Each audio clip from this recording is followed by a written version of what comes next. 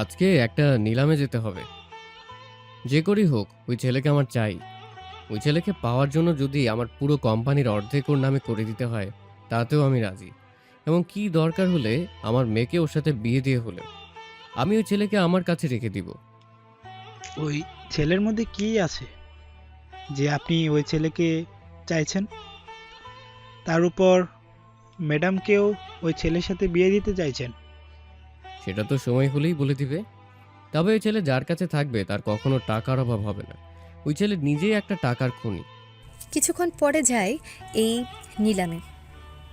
ওখানে আকাশকে মাসে 1 কোটি টাকা বেতন আর থাকার জন্য একটা বাড়ি আর গাড়ি অফার করে।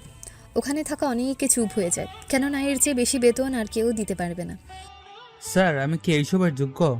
তুমি যে কতটা যোগ্য তা একমাত্র আমি জানি। তোমার যদি এত কম মনে হয় তাহলে আমাকে বলতে পারো। না স্যার, যা দিয়েছি নেতেই অনেক। এরপর ওখানে থাকা সবাই চলে যায়। পরের দিন থেকে আকাশ ওই কোম্পানির টেকনিক্যাল সাইডের কাজ করতে থাকে। প্রতি মাসে নতুন নতুন প্রোগ্রাম করে, এতে কোম্পানি কোটি কোটি টাকা মুনাফা বানিয়ে নেয়। 5 বছর পরে সত্যি আকাশ, তুমি একটা আলাদিনের চেরাগের মতো। তুমি যার হাতে যাবে তার কোনো কিছুর অভাব হবে না। এইসব বলে আমাকে লজ্জা দিবেন না স্যার। আচ্ছা শুনো, তোমার বেতন আমি আরো 1 কোটি বাড়িয়ে দিলাম। এখন থেকে তোমার বেতন হবে 2 কোটি টাকা। সবই তো আপনার দয়া। এভাবে বলো না। তোমার জন্য আজকে আমি 20 কোটি থেকে 700 কোটি টাকার মালিক হলাম। এই সবই তোমার অবদান। সত্যি স্যার, আপনার সাথে কাজ করে আমি অনেক লাকি।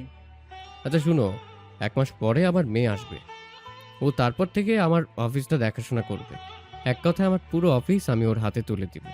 তোমার প্রতি আমার একটাই রিকোয়েস্ট থাকবে, জি স্যার, বলুন।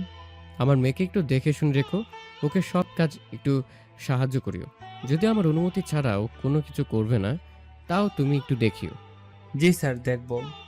ওইদিকে ইরা ওর বাবার সাথে অফিসে বসে আছে। বাবা, আমরা এখন কি করব? কিছুই যে করার নেই। বাবা, আমরা কি কোনো টেকনিক্যাল হ্যাকারকে আনতে পারি না? এনে হয়তো আমরা নিজেরা চলতে পারবো, কিন্তু নিলয়ের সাথে পাল্লা দিয়ে পারবো না। বাবা, আমি যতদূর জানি নিলয় আঙ্কেল আর তুমি সেম বিজনেসম্যান ছিলে, কিন্তু 5 বছর উনি এত উপরে উঠে গেল। ওনার নাম পুরো বিশ্বের সবাই ওনার কোম্পানিতে টাকার বিনিয়োগ করতে রাজি হয়ে যায়। কারণ নিলয়ের হাতে আছে আলাদিনের চিরাগ, সেজন্য ও এইসব করতে পারছে। আমি ঠিক বুঝলাম না বাবা।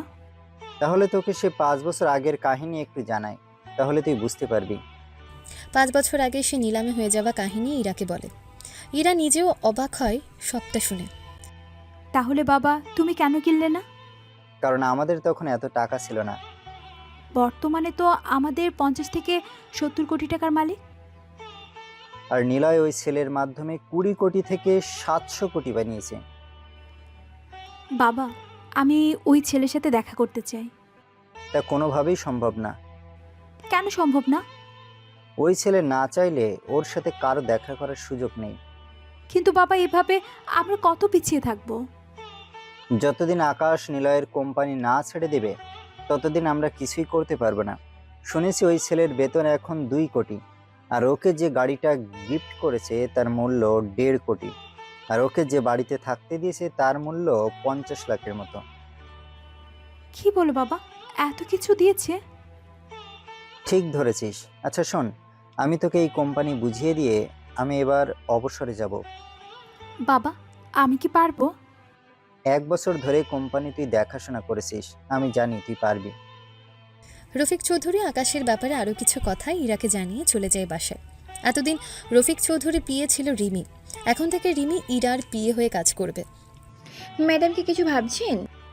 ভাবছি ওই আকাশকে তো দেখতে হয় একবার। ম্যাম, স্যার নিজেও অনেক চেষ্টা করছে, কোনোভাবে পারেনি দেখা করতে। আমাদের প্রজেক্ট কত দূর এগোলো? ম্যাম, কিছুটা দূর এগিয়েছে, পুরোপুরি শেষ করতে 1 মাস লেগে যাবে। আচ্ছা, তাই করো। ওইদিকে নিলয়ের সাথে কথা বলতে থাকে আকাশ। 1 মাস পরে আকাশ ওর স্যারের বাসায় আসে। আমাকে ডেকেছেন স্যার? আকাশ, তুমি একবার এয়ারপোর্টে যেতে পারবে? ওখানে কেন স্যার? আমার মেয়ে আসতেছে, তুমি ওকে নিয়ে আসবে। যদিও এটা তোমার কাজ না, তারপরেও তোমাকে। আমি তো ওনাকে চিনি না। আমি তোমার ছবি পাঠিয়ে দিয়েছি ওকে। ওর ছবিও তোমাকে পাঠিয়েছি, সাথে নাম। ঠিক আছে আঙ্কেল, চলি আমি। বেরিয়ে পড়ে গাড়ি নিয়ে। তবে নিলয় এখানে একটা খেলা খেলে। তা হচ্ছে উনি চাইছে ওনার মেয়ে আর আকাশ নিজেদের মধ্যে পরিচয় হয়ে নিক। যদি ওরা দুজন দুজনকে পছন্দ করে ফেলে তাহলে সব দিক দিয়ে নিলয়ের লাভ হবে। এয়ারপোর্টে কিছুক্ষণ থাকার পর একটা সুন্দরী রমণী মেয়ে এসে আকাশের সামনে দাঁড়ায়। চোখে কি কম দেখিস ড্রাইভারের বাচ্চা? তোকে বলে নাই 1 ঘন্টা আগে এখানে অপেক্ষা করার জন্য? আপাতত আপনাকে দেখতেছি, তাছাড়া আপনি এরকমভাবে কেন কথা বলছেন? তোর মতো ড্রাইভারের সাথে আর কিভাবে কথা বলবো? লাগেজগুলো নিয়ে গাড়িতে ওঠা। আপনি কে? আমি নীলা রহমান, নীলম রহমানের একমাত্র মেয়ে। তো কি হয়েছে? কি হয়েছে মানে? লাগেজ আপনার, সেজন্য সেগুলো আপনি উঠান গাড়িতে। তোকে আমি দেখে নিব। এখানেই তো আছে, যত ইচ্ছে হয় দেখে নিন। আমি দেখব তোর চাকরি থাকে কিভাবে। আপনার কথাবার্তা এমন কেন, একটু দেমাগি টাইপের? আমার বাবার একজন সামান্য ড্রাইভার তুই, আর তুই আমাকে এসব বলছিস? রেগে গিয়ে আকাশকে থাপ্পড় মারতে যাবে, এর ভেতর ইরার হাত ধরে ফেলে। আপনার এই অহংকার সাধারণ কোনো মানুষকে দেখাবেন, আমাকে নয়, বুঝতে পেরেছেন? আমি বাসায় একবার যাই, তারপর যদি তোরে শায়েস্তা না করেছি তাহলে আমার নামও নীলা না। গাড়িতে ওরা আর তেমন কোনো কথা বলেনি। তবে পুরো রাস্তায় আকাশকে অনেক কথাই শোনাতে থাকে নীলা। কিছুক্ষণ পরে বাসায় ফেরে নীলা আর বাবা মিলে কথা বলতে থাকে। তবে গাড়িতে আর এয়ারপোর্টে যা হয়েছে তা ওর বাবাকে বলেনি। 1 ঘন্টা পরে বাবা, আমি অফিসে কখন বসবো? এই তো মাত্র এসেছিস, 10 দিন পরে বসিস। ওই ড্রাইভারকে আমাদের অফিসে একটা চাকরি দিয়ে দাও। কোন ড্রাইভার? যে ছেলেটা আমাকে এয়ারপোর্ট থেকে এনেছিল। ও তো ড্রাইভার না, আমি ওকে পাঠিয়েছি তোকে আনতে। তাছাড়া ও আমাদের কোম্পানিতে কাজ করে। সত্যি বলছো বাবা? মিথ্যে কেন বলবো? ঠিক আছে, এতেই হবে। নীলয় তো মনে মনে অনেক খুশি হয়, কেননা নীলা আকাশকে নিয়ে ভেবেছে। কিন্তু আপনারা কি ভাবছেন, নীলা এত সহজে আকাশকে ছেড়ে দেবে? আসলে নীলা অফিসে আকাশকে এত শাস্তি দেবে যা আকাশ মনে রাখবে সারা জীবন। এটাই ছিল নীলার প্ল্যান। এদিকে আচ্ছা শুনো আকাশ, নীলা তোমার সাথে যাই করুক না কেন, ছোট বাচ্চা ভেবে ওকে মাফ করে দিও। চিন্তা করবেন না স্যার, আমি ওইসব বিষয় নিয়ে মনে কিছু রাখবো না। নীলা কাল থেকে যাবে অফিসে, একটু পরেও আসবে। আমি ওকে সবার সাথে পরিচয় করিয়ে দিব। জি স্যার, তাই করুন। তবে একটা কথা, আমার আসল পরিচয় কিন্তু ওনাকে জানাবেন না। তাছাড়া আমি তো ওনাকে চিনি, সেজন্য আমি থাকতে পারবো না, এটা একটু একটু বাইরে যাব। ঠিক আছে, আমি তোমার পরিচয় ওকে দিব না। তোমার যেখানে ইচ্ছে হয় যাও, আমার বলার কোনো দরকার নেই। আকাশ পেরিয়ে যাওয়ার পরেই নীলা আসে অফিসে। তখন ওর বাবা সবার সাথে পরিচয় করিয়ে দেয়। তারপর কিছুক্ষণ থেকে নীলা চলে যায় অফিস থেকে। তবে আকাশ আসে একটা জন্মদিনের পার্টিতে। পার্টি ছিল ওর একটা বন্ধুর। আকাশ, তুই এখানে? তোর জন্মদিন আর আমি আসবো না, তা কি করে হয়? আয়, তোকে পরিচয় করিয়ে দিই। দেখ, পরিচয় করাবি, ভালো কথা, শুধু তোর বন্ধু হিসাবে, এর বেশি কোনো কিছু বলবি না। এরপর সবার সাথে পরিচয় করিয়ে দেয়। আপনাদের তো বলতে ভুলে গেছি, এই পার্টিতে ইরা আর রিমিও ছিল। আসলে এখানে রিমির বয়ফ্রেন্ড হচ্ছে আশিক, সেজন্য ইরাও সে হিসেবে এখানে এসেছে। আচ্ছা আশিক, তোমার বন্ধু কি করে? আপাতত বেকার আমি। আশিক, তোমার বন্ধুকে চাইলে একটা চাকরি দিতে পারি। যদি কম্পিউটার কিছুটা পারদর্শী হয় তাহলে। তুমি কিভাবে চাকরি দিবে? আমার ম্যামকে বলে ব্যবস্থা করে দেব। তোমার ম্যামের সঙ্গে তো পরিচয় হলো না। রিমি ওর ম্যামকে ডেকে এনে পরিচয় করিয়ে দেয়। ইরা তো আকাশের দিকে তাকিয়ে ফিদা হয়েছে, যাকে বলে প্রথম দেখাতে প্রেম। আপনি যদি সত্যি কাজ করতে চান তাহলে আমি আপনাকে চাকরি দিব। আমার এইসব চাকরি করতে ভালো লাগে না। এভাবে বেকার থাকলে তো কোনো মেয়ে বিয়ে করবে না। বিয়ে তো অনেক দূরের কথা, কোনো মেয়েকে গার্লফ্রেন্ডও বানাতে পারবেন না। আমার ওইসবের কোনো ইন্টারেস্ট নেই। কি বললেন? শারীরিক কোনো সমস্যা আছে নাকি? হুম। গার্লফ্রেন্ড বা বউ তো নেই, থাকলে তো সমস্যা আছে কিনা চেক করতে পারতাম। তাহলে আমি চাইলে সেই বিষয়ে সাহায্য করতে পারি। মানে ঠিক বুঝলাম না। আমাকে বাকি কথা বলার আগেই রিমি চলে আসে। ম্যাম, আমাদের যেতে হবে। তাহলে চলি আমি, ভালো থাকবেন। কখনো যদি আপনার আমাকে প্রয়োজন হয় তাহলে জানাবেন। আশা করি প্রয়োজন হবে না, তাও যদি হয় আশিকের থেকে নাম্বার দিয়ে যোগাযোগ করব। আচ্ছা, ভালো থাকবেন। ওরা যে যার মতো চলে যায়। পরের দিন অফিসে আসতে লেট হয়। এর ভেতরে নীলা এসে আকাশের খোঁজ করেও পায়নি। তখন ম্যাম, আকাশ তো আসে আরও অনেক পরে। আমি বুঝি না বাবা এইসব লোকেদের কেন রাখে অফিসে, যার কোনো কাণ্ড জ্ঞান নেই। ও তো এরকমই। আজকে আসুক, তারপর ওকে বোঝাবো আমি কি জিনিস। কিছুক্ষণ পরে আকাশ নীলার কেবিনে আসে, এসে কথা বলতে থাকে। নীলা কিছু বলার আগেই আমি 5 দিন আসতে পারবো না, আসতে পারবি না মানে? কিছু কাজ আছে। আর নীল, তুই তো জানিস আমি কোন কাজে যাই, সেজন্য ওনাকে বলে দিস। ওখান থেকে বেরিয়ে পড়ে। এতে নীলা তো আরও বিরক্ত হয়ে পড়ে। ওর সাহস দেখে তো আমি অবাক হচ্ছি। আসলে ম্যাম, আকাশ 3-4 মাসে 5 দিন একসাথে ছুটি নেয়। বাবাকে কিছু বলতো না? বলেও কোনো কাজ হতো না, ও তো কারোর কথাই শোনে না। ওকে তো আমি কোম্পানি থেকে বের করে দিব। ম্যাম, এইটা ভালো হবে। তাহলে ও ফিরে আসুক, তারপর সবার সামনে ওকে অপমান করে বের করে দেব। নীল তো এটাই চায়, কেননা আকাশ চলে গেলে নীল এখানে ওর আধিপত্য কিছুটা রাখতে পারবে। সেজন্য এই ভাবনা। ওইদিকে আকাশ চলে আসে টেকনিক্যাল রিসার্চ সেন্টারে, যেখানে স্যাটেলাইট পুরোপুরি নিয়ন্ত্রণ করা হয়। ওখানে প্রতি 3-4 মাসে 2 দিনের কাজ থাকে, যে কাজটা নার্সের লোকেরা আকাশের সাহায্য ছাড়া কোনোভাবেই করতে পারে না। সেজন্য 2 দিন ওখানে থেকে পুরো কাজটা শেষ করে দেয়, আর এর বিনিময়ে 3 কোটি টাকা পায়। ওখান থেকে বের হতে আবির কল দেয়। একবার আস্তানায় আসতে পারবেন? বেশি জরুরি কি? জি বস, বেশি জরুরি। ঠিক আছে, আসতেছি। চলে আসে আস্তানায়। তবে আপনাদের একটা কথা বলি, আকাশ যেমন করে টেকনিক্যাল ওয়ার্ল্ড কিং, তেমনই করে মাফিয়া জগতেরও কিং। এক কথায় একই সাথে দুইটা দিকে ওকে সামলাতে হচ্ছে। বস, এই জিনিসটা দেখুন। কি আছে এখানে? গতকাল রাতে কেউ একজন এসেছিল এখানে। সেটা কিভাবে শিওর হচ্ছ? এই জায়গায় আমি বা আপনি, আমরা দুজন ছাড়া তৃতীয় কোনো ব্যক্তি এখানে আসতে পারে না। তা আমি জানি, কিন্তু এটা তো তোমার পায়ের চাপও হতে পারে। তা সম্ভব না, আমি মিল করে দেখেছি, এটা আমার না। আচ্ছা, এই রুমের ভিতরে তো ঢুকতে পারিনি। ঢুকলে তো অ্যালার্ম বাজতো মোবাইলে, সেটাও তো বাজেনি। তাছাড়া আপনাকে ছাড়া আমি এর ভেতরে ঢুকতে পারি না, সেই সব তো আপনি জানেন। এটার বাইরে একটা সিসি ক্যামেরা আছে, ওটা চেক করলেই সব কিছু জানতে পারবো। তাহলে চলুন ভেতরে যাই। ওরা ওই দেয়ালে একটা সাইডে হাত লাগায়, এতে একটা যন্ত্র বের হয়ে আসে। ওই যন্ত্রের দিকে তাকায়, এতে দরজা খুলে যায়। ওরা ভেতরে আসে। আপনাদের এই রুমের কাহিনী পরে বলবো, আগেই ওরা ভেতরে যাক। ভেতরে আসার পরে এখানে বসো, আমি বাকি কাজটা করি। আবির বসে থাকে। আকাশ ক্যামেরা চেক করে, তবে ক্যামেরা 50 সেকেন্ডের জন্য বন্ধ ছিল। তার মানে এখানে সত্যি কেউ এসেছিল? কিন্তু ক্যামেরা তো বন্ধ ছিল, তাহলে কিভাবে বুঝলেন? ওই যে ক্যামেরা বন্ধ থাকার কারণে কেউ একজন আসে এখানে, দূর থেকে ওর পায়ের ছবি আসে, যখনই ক্যামেরা দেখে তা হ্যাক করে, এরপর আর কিছু আসেনি। কিন্তু এটার খোঁজ পেল কি করে? এখন আমাদের একটা কাজ করতে হবে। জি বলুন, কি কাজ? আমি এখানে একটা সিস্টেম করে যাব, যদি কেউ এখানে কোনো আঘাত করার চেষ্টা করে তাহলে এই রুমে যা কিছু আছে সব নষ্ট হয়ে যাবে।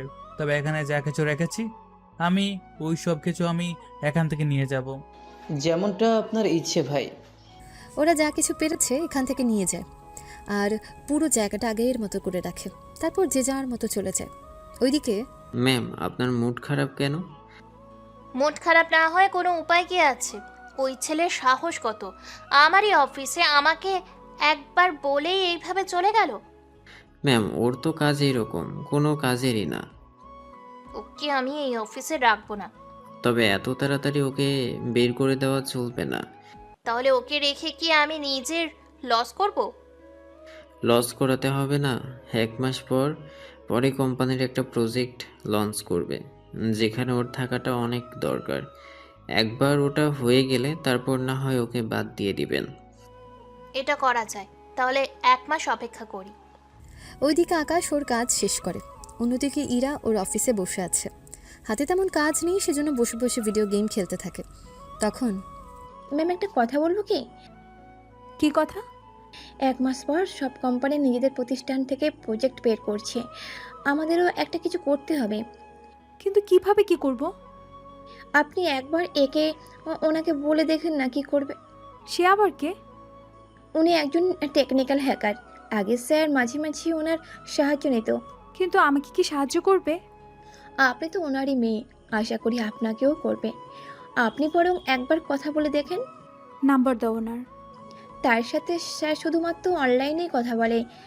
আমি আপনাকে লিঙ্ক দিচ্ছি, আপনি নতুন করে পরিচয় দিয়ে কথা বলবেন। যদি সে সাহায্য করে তাহলে তো আমাদের জন্য ভালো হবে। সেই জন্য তো বলছি ওনার সাহায্য নেওয়ার জন্য।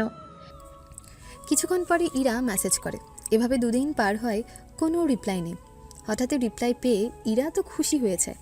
আমি রফিক চৌধুরীর মেয়ে, ইরা চৌধুরী। আপনার সাহায্য লাগবে আমার।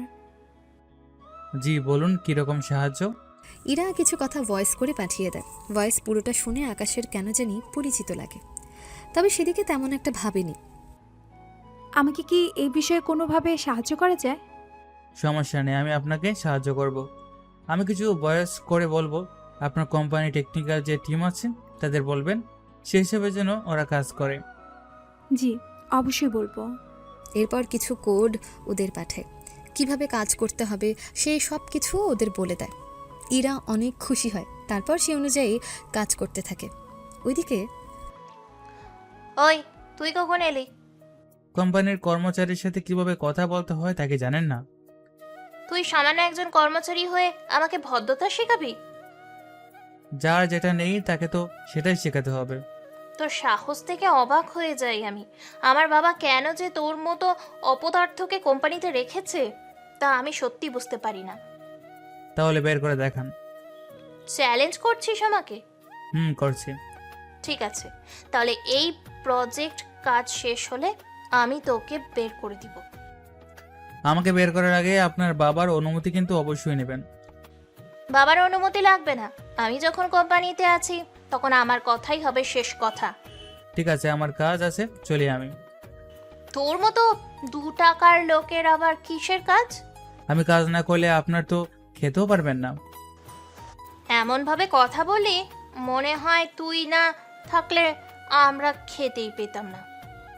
পুরোপুরি সত্য না হলেও কিছুটা সত্য কিন্তু আছে। কথাটা শুনে আকাশকে থাপ্পড় দেয়, তবে আবারও হাত ধরে ফেলে। এত লাফালাফি ভালো না মিস নীলা রহমান। ওখান থেকে বের হয়ে টেকনিক্যাল রুমে আসে। ওখানে আকাশের টিম কাজ করছে। ওরা যেখানে আটকে যায় বা সামনে আর কিছু পারে না, সেখান থেকে শুরু হয় আকাশের কাজ করা। কতটুকু হলো?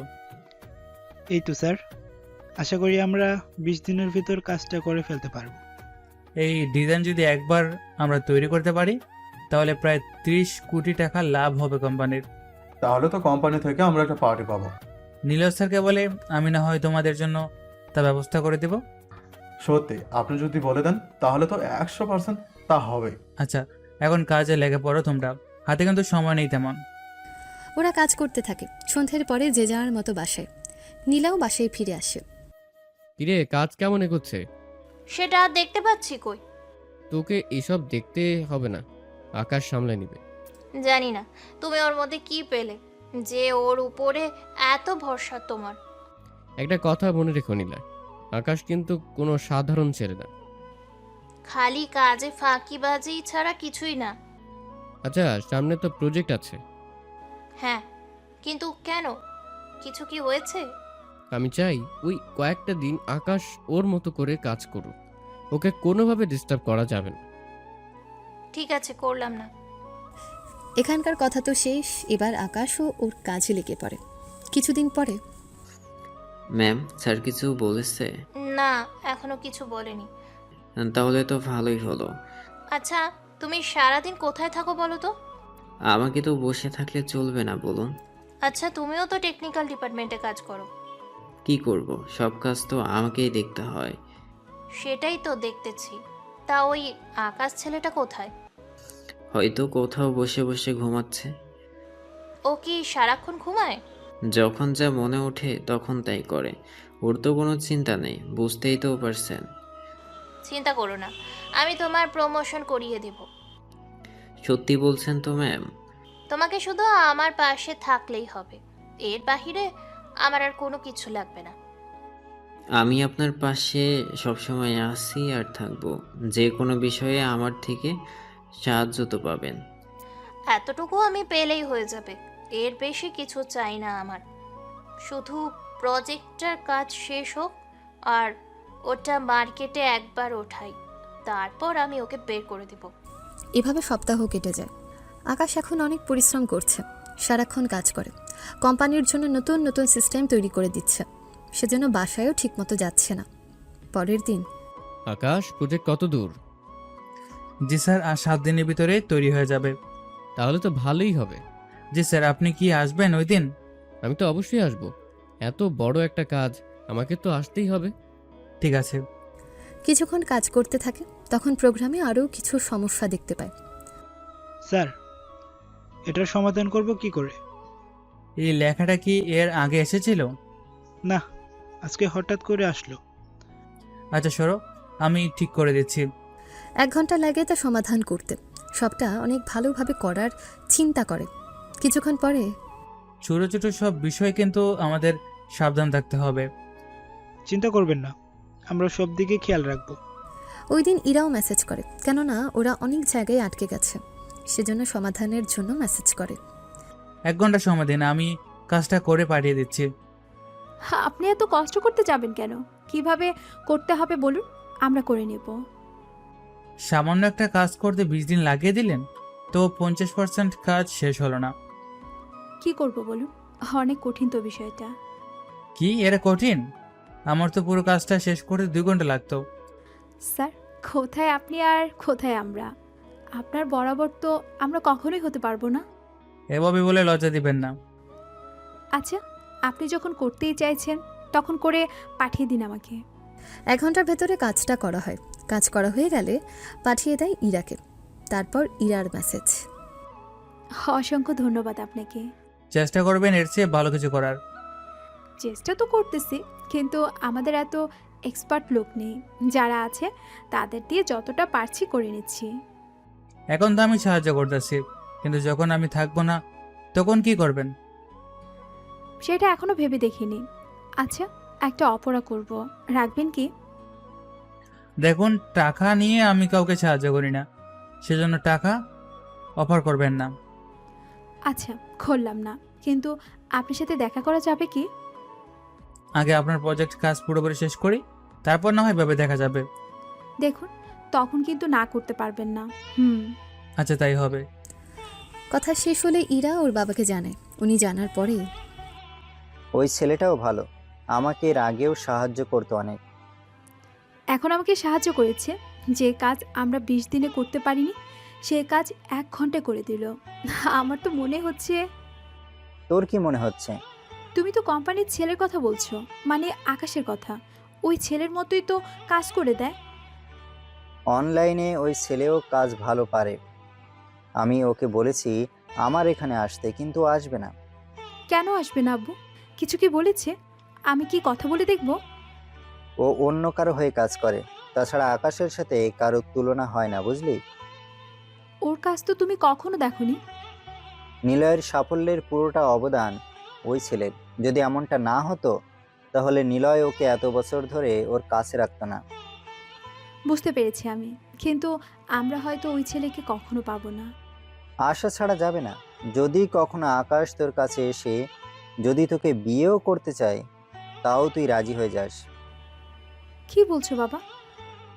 তুই জানিস না, নিলয় তো আকাশের সাথে নীলার বিয়েও দিতে চাইছে।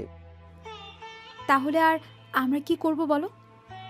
আগে বিয়েটা তো হতে হবে, তারপর বাকি কথা। ঠিক আছে বাবা, আমি এখন কাজ করি, তুমি রেস্ট নাও। 3 দিন পরে নীলার বাবার হার্ট অ্যাটাক হয়। উনি বর্তমানে হসপিটালে আছে। তখন নীলার পাশে নীল ছিল, তবে আকাশ এই ব্যাপারে জানে না, কেননা ও অফিসেই থাকতো আর ওখানেই ঘুমাতো। কেননা ওকে তো ওর কাজটা শেষ করতে হবে, সেই জন্য। ওই দিন ডক্টর, আমার বাবার কি হয়েছে? উনি সুস্থ হবে তো? ওনার অবস্থা মোটামুটি ভালো না, কিন্তু উনি সুস্থ হতে 1 মাস সময় তো লেগে যাবে। কি বলছেন? 5 দিন পরে আমাদের প্রজেক্ট সারা দুনিয়ার সামনে আনা হবে। আর বাবা কি তা দেখতে পাবে না? 1 মাস পর্যন্ত ওনাকে বিশ্রাম নিতে হবে। না উনি কিছু বলতে পারবে, না উনি হাত পা নড়াতে পারবে ঠিকমতো। ডক্টর 1 মাস পরে তো সব কিছু ঠিক হয়ে যাবে। হ্যাঁ, ঠিক হবে। ম্যাম চিন্তা করবেন না, 1 মাসেরই তো ব্যাপার, তারপর তো সবই ঠিক হয়ে যাবে। অফিসে এই খবরটা কাউকে দেওয়ার দরকার নেই। কি বলছেন ম্যাম? ঠিক বলছি, এমনিতেই সবার কাজে ব্যস্ত। আমার মনে হয় কি আকাশকে বের করে দিতে পারেন প্রজেক্টটা যেদিন লঞ্চ করব তার আগের দিন। পরে করলে সমস্যা কি? দেখা যাবে সব ক্রেডিটও নিজের দিকে নিয়ে যাবে, বলবে এই পুরো প্রজেক্টটা ও করেছে, ও না থাকলে এইসব কখনো সম্ভব হতো না, আরও কত বড় বড় ডায়লগ দিবে। ঠিক আছে, কাল বাদে পরের দিন যাব। যদি দেখি ও কোনো কাজ করছে না, তাহলে ওকে বের করে দিব। ঠিক আছে, আমি তাহলে অফিসে যাই, বাকি কাজ তো করতে হবে। হসপিটাল থেকে বেরিয়ে আসে। এভাবে নীলাশার মন জয় করে নিচ্ছে। 2 দিন কাজ পুরোপুরি শেষ করে। আর কোনো চিন্তা নেই, এবার তোমরা একটু রেস্ট নাও। না স্যার, অনেক পরিশ্রম আপনি করেছেন, সেই জন্য আপনি বরং কিছুক্ষণ ঘুমান। এখন তো কোনো কাজও নেই। ঠিক আছে, তোমরা 2 দিন পরে ওখানে কি কি হবে তার জন্য সব কিছু নিয়ে নাও। ঠিক আছে, তাই করতেছি। এইদিকে আকাশ একটা চেয়ারে বসে টেবিলে পা দিয়ে ঘুমাচ্ছে। ওই সময় নীলাও আসে অফিসে। এতদিন নীলা ওর বাবার দেখাশোনা করছিল বলে আসেনি। আকাশ কীভাবে ঘুমোতে দেখে ওর মুখে পানি মেরে দেয়। আচমকা পানি পড়ার কারণে ঘুম ভেঙে যায়। এটা কি হলো? চোখে কি দেখিস না? এভাবে কথা বলছেন কেন? তোর মতো কর্মচারীর সাথে আমি কিভাবে কথা বলবো না বলবো তা কি এখন তোর থেকে জ্ঞান নিতে হবে আমার? কিন্তু কি হয়েছে বলবেন তো আমাকে? কাজের সময় তুই ঘুমাচ্ছিস কেন? পুরো কাজ শেষ? জি ম্যাম, স্যার তো কয়েকটা দিন ধরে টানা কাজ করতে করতে ওনার অবস্থাই তো খারাপ। যদি উনি বিশ্রাম না নেয় তাহলে তো ওনারই খারাপ হয়ে যাবে শরীর। ও মারা যাক বা বাঁচুক, তাতে আমার কি? ম্যাম, কি বলছেন আপনি এইসব? তোদের দেখি এই ছেলের জন্য অনেক বেশি দরদ উতলে পড়ছে। শত হোক, উনি আমাদের টিমের হেড। যদি সে হেডই না থাকে তখন কি হবে বল? ঠিক বুঝলাম না আমরা। আমি এই আকাশকে চাকরি থেকে বের করে দিব। এটা আপনি করতে পারেন না। এই অফিসের চেয়ারম্যান কে? আপনি। তাহলে আমি যা বলবো তাই হবে। কিন্তু তারপরও ওর চলে যাওয়াতে যদি কারোর কোনো আপত্তি থাকে তাহলে সেও চলে যেতে পারে। তোমাদের কোথাও যেতে হবে না, আমি চলে যাচ্ছি। কিন্তু আপনি ছাড়া। বললাম তো, যখন সে নিজের ভুল বুঝতে পারবে তখনই বুঝবে কত বড় ভুল সে করেছে। সেটাই। তোর মতো একটা অকর্ম ছেলেকে আমি আমার অফিসে রাখতেও চাই না, সেই জন্য বেরিয়ে যা আমার অফিস থেকে। তবে যাওয়ার আগে একটা কথা বলে দিতে চাই। কি কথা বল? আমাকে যে বের করে দিবেন তা কি আপনার বাবা জানে? জানে তো। আমি তো বাবার সাথে কথা ঠিক করে তারপর তোকে বের করেছি। কি স্যার নিজেই কথা বলেছে? তা নয় তো কি। আমি স্যারকে কল দিয়ে জিজ্ঞেস করে নিচ্ছি। কল দেয় কিন্তু ফোন বন্ধ, কারণ নিলয় রহমান তো এখন কথা বা হাত পা নাড়াতে পারে না। সেজন্য ওনার কাছে এখন মোবাইলও নেই। কোনো লাভ হবে না, সেই জন্য বেরিয়ে পড়। আকাশ, তুই বরং বেরিয়ে পড়। তুই এখানে কেন? ও থাকলে তোর কি সমস্যা? নীল, তোকে আমি বলেছিলাম না কোনোভাবেই তুই আমার সামনে আসবি না। তুই কে রে ওকে বলার যে তোর সামনে ও আসতে পারবে না? থাক ম্যাম, বাদ দিন, ওকে তো বের করে দিয়েছেন, ভালো করেছেন। এবার ও কি করে অন্য কোনো কোম্পানিতে জব নেবে তা আমি দেখব। আমি এখনই সব কোম্পানিতে মেসেজ করে জানিয়ে দিচ্ছি, কেউ যেন কোনোভাবে ওকে তাদের কোম্পানিতে না নেয়। যে ভাবনা সেই কাজ। একটা মেসেজ পাঠিয়ে দেয়, সেই মেসেজটা রিমিও পায়। সেজন্য ইরাকে বলার জন্য চলে যায়। এইদিকে ঠিক আছে, আমি চলে যাচ্ছি। অফিস থেকে বের হয়ে বাসায় ফিরে আসে। এসে আকাশ ওর সব কিছু গুছিয়ে নেয়। তারপর বাড়ি থেকে বের হয়ে চলে আসে নিলয় রহমানের বাসায়। ওখানে এসে জানতে পারে কয়েকটা দিন আগে উনি হার্ট অ্যাটাক করেছে। তাহলে একটা কাজ করি, আমি কয়েকটা দিন পরেই তো প্রজেক্টের উদ্বোধন করবেন। ওখানে তো কিছু কোড দিয়ে বাকি কাজ শুরু করতে হবে, কিন্তু সে কোড তো অন্য কেউ পারবে না। তাহলে কি ওই দিন আসবো ওখানে? পুরো বিষয়টা ভাবতে থাকে। কিছুক্ষণ পরে আবির কল দেয়। আবারও সে জায়গায় চলে আসে যেখানে আকাশ ওর সব কিছু সিকিউরিটি দিয়ে রেখেছিল। এত লেট করলেন যে? কিছু কাজ ছিল, এখন বলো। এইদিকে আসুন। কিছু কি হয়েছে? ওই জায়গা ধ্বংস হয়ে গেছে। তার মানে ওখানে কেউ গিয়েছিল। যাই হোক, ওই দিকের খবর কি? খবর তেমন একটা ভালো না। সব তো ঠিক থাকার কথা। কালকে আমাদের একবার ইকবালের সাথে দেখা করতে হবে। যার কাছ থেকে আমরা অস্ত্র আনি তার কথা তো বলছো? হ্যাঁ, ওর থেকে কিছু অস্ত্র আনতে হবে। একটা ছোট গ্রুপের মাফিয়া আমাদের হুমকি দিয়েছে। ওদের সাহস হয় কি করে আমাদের হুমকি দেওয়ার? এই জন্যই তো ওদের মারতে হবে। তাহলে যাও আর অস্ত্র নিয়ে আসো। এবার আপনাকে যেতে হবে। আসলে ইকবাল আপনাকে দেখতে চায়। উনি প্রায় সময় আপনাকে দেখার জন্য বলে, কিন্তু আপনি সময় পান না বলে আর আশাও হয় না। ঠিক আছে, তাহলে কালকে যাব। পরদিন আমার কাজ আছে। আচ্ছা, আমি তাহলে ইকবালকে জানিয়ে দিব। এদিকের বাকি কাজ নিয়ে ভাবতে থাকে, কী কী অস্ত্র কিনবে না কিনবে সেগুলো ভাবতে থাকে আর সাথে লিখেও রাখে। ওইদিকে রিমি আসে ইরার কাছে। একটা কথা কি জানেন? কি কথা? আপনি কি মেসেজটা পড়েননি? কিসের মেসেজ? রহমান গ্রুপ থেকে করা মেসেজটা। কই, না তো। কোনো দুঃসংবাদ আছে নাকি? অনেক বড় সুসংবাদ। কই দেখি তো। পুরো মেসেজটা পড়ে ইরা তো খুশিতে রিমিকে জড়িয়ে ধরে।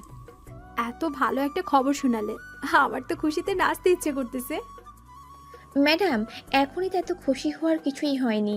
ওরা ওটাও বলে দিয়েছে, কেউ যদি আকাশকে তাদের কোম্পানিতে নেয় তাহলে ওরা সেই কোম্পানিতে মার্কেট টিকতে দেবে না। আচ্ছা, আমি ব্যাপারটা বাবাকে জানাই। একটু পরে ইরার বাবা অফিসে আসে, ওনাকে সবটা বলতে থাকে। সবটা শোনার পরে ইরা, তুই যে করেই হোক আকাশকে খোঁজার ব্যবস্থা কর। ও যেখানেই থাক না কেন ওকে আমাদের কোম্পানিতে আনতে হবে। কিন্তু বাবা, এতে তো রহমান গ্রুপ আমাদের। ওরা কিছুই করতে পারবে না। রহমান গ্রুপে যা এতদিন বিনিয়োগ করে এসেছে তারা শুধু আকাশের কারণে। এখন ওরা যখন জানবে আকাশ ওদের কোম্পানিতে নেই, তখন ওরা আর বিনিয়োগ করবে না। তাহলে বাবা তুমিও খোঁজ নাও, আমিও খোঁজ নেই। যে করে হোক আকাশকে খুঁজে বের করতে হবে। তবে একটা কথা, যে করেই হোক তুই আকাশকে রাজি করাবি।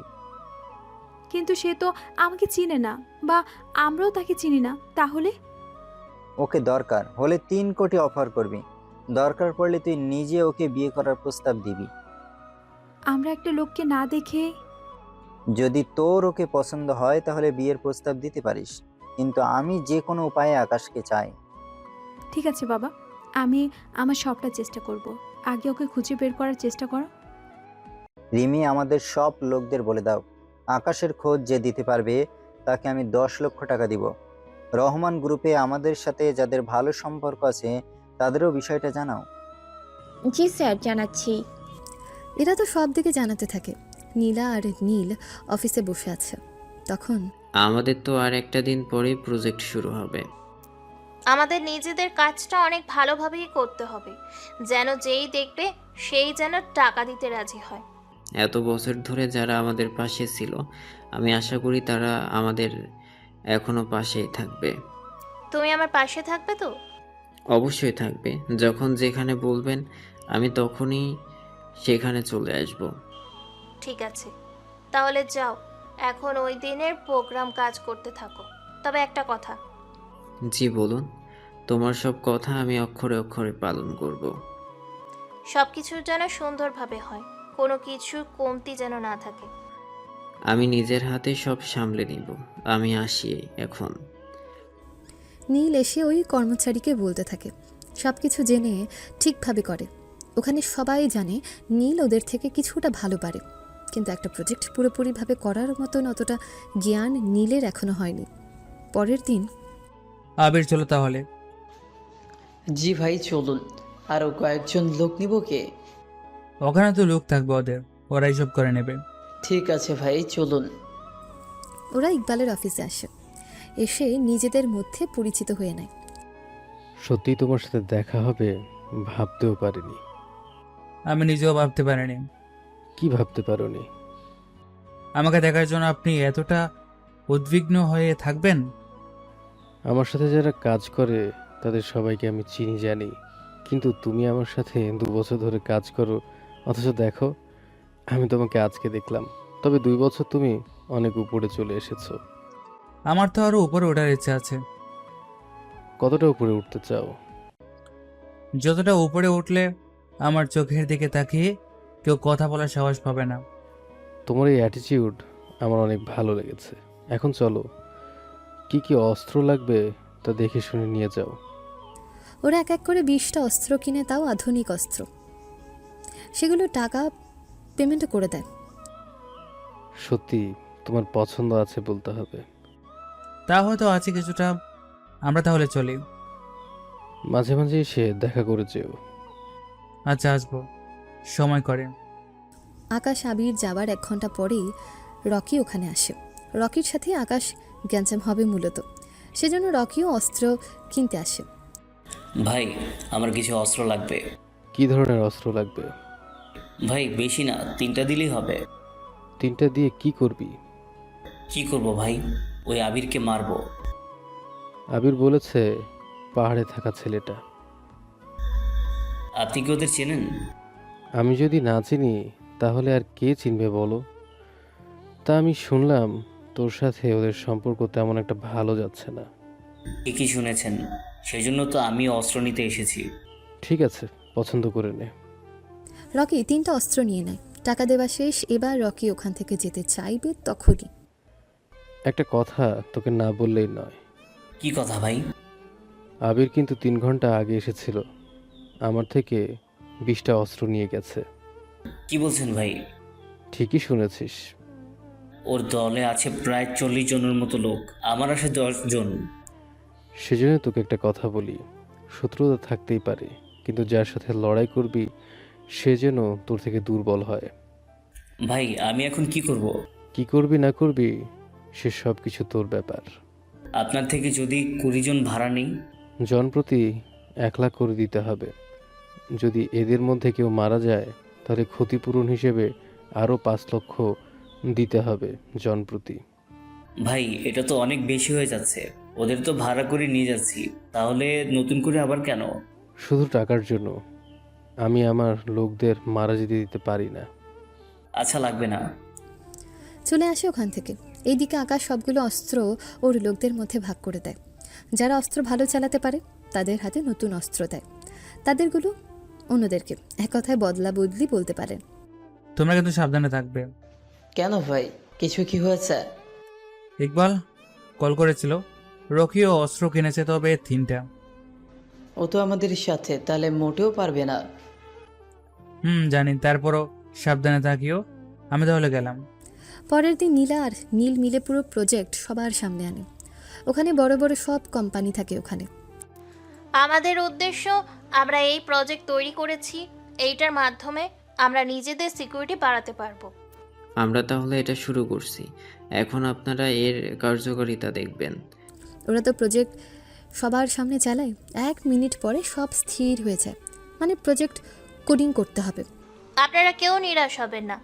নীল, এটা ঠিক করো। হ্যাঁ, এখনই করতেছি। নীল 30 মিনিট ধরে চেষ্টা করে চলেছে, কিন্তু কোনোভাবেই পারছে না কিছু করতে। নীল, আর কতক্ষণ লাগবে তোমার? বুঝতেছি না কেন হচ্ছে না। একে একে কোম্পানির লোক নিজেদের মধ্যে কথা বলতে থাকে, যে কথাগুলো নীলার কানে ঠিকই আসে। আপনারা একটু সময় দিন। কতক্ষণ সময় দিব বলুন? আপনাদের তো আগে সব কিছু ঠিক করে উচিত ছিল। এখন এসে যদি এরকম করেন তাহলে কিভাবে হবে বলেন? সেটাই তো, আমরা যে বিনিয়োগ করব সে ভরসাই তো পাচ্ছি না। প্লিজ আপনারা যাবেন না, একটু সময় দিয়ে সাহায্য করেন। নীল, কি করছো তুমি? তাড়াতাড়ি করো, নয়তো ওনারা চলে যাবে তো। আমি চেষ্টাও তো করতেছি, কিন্তু কোনোভাবেই পারছি না কোনো কিছুই করতে। এটা বললে তো হবে না, তোমাকে যেভাবে হোক কাজটা তো করতে হবে। দেখতেছি আমি। যতই চেষ্টা করিস না কেন নীল, এটা তুই পারবি না। কথাটা বলতে বলতে ভেতরে আসে। আবারও আকাশকে দেখে নীলা তো রেগে যায়। তোকে ভিতরে আসতে দিয়েছে কে? আমি এর আগেও এখানে অনেকবার এসেছি, সেজন্য আমাকে এরা চেনে। নীলা, আমার মনে হয় আকাশই এটা খারাপ করেছে। আমি কি করে খারাপ করেছি? নীলা, তোমার কি মনে নেই আকাশ ওই দিন বলেছিল না? আমার সবই মনে আছে। তার মানে তুই আমাদের লস করানোর জন্য এইসব করেছিস? আরে আমি এইসব কেন করব? শেষ পার্ট তুই এই প্রজেক্টের কাজে ছিলি। আমি তোকে বের না করতেই তুই এইরকম গিরগিটির মতো রং বদলে ফেললি।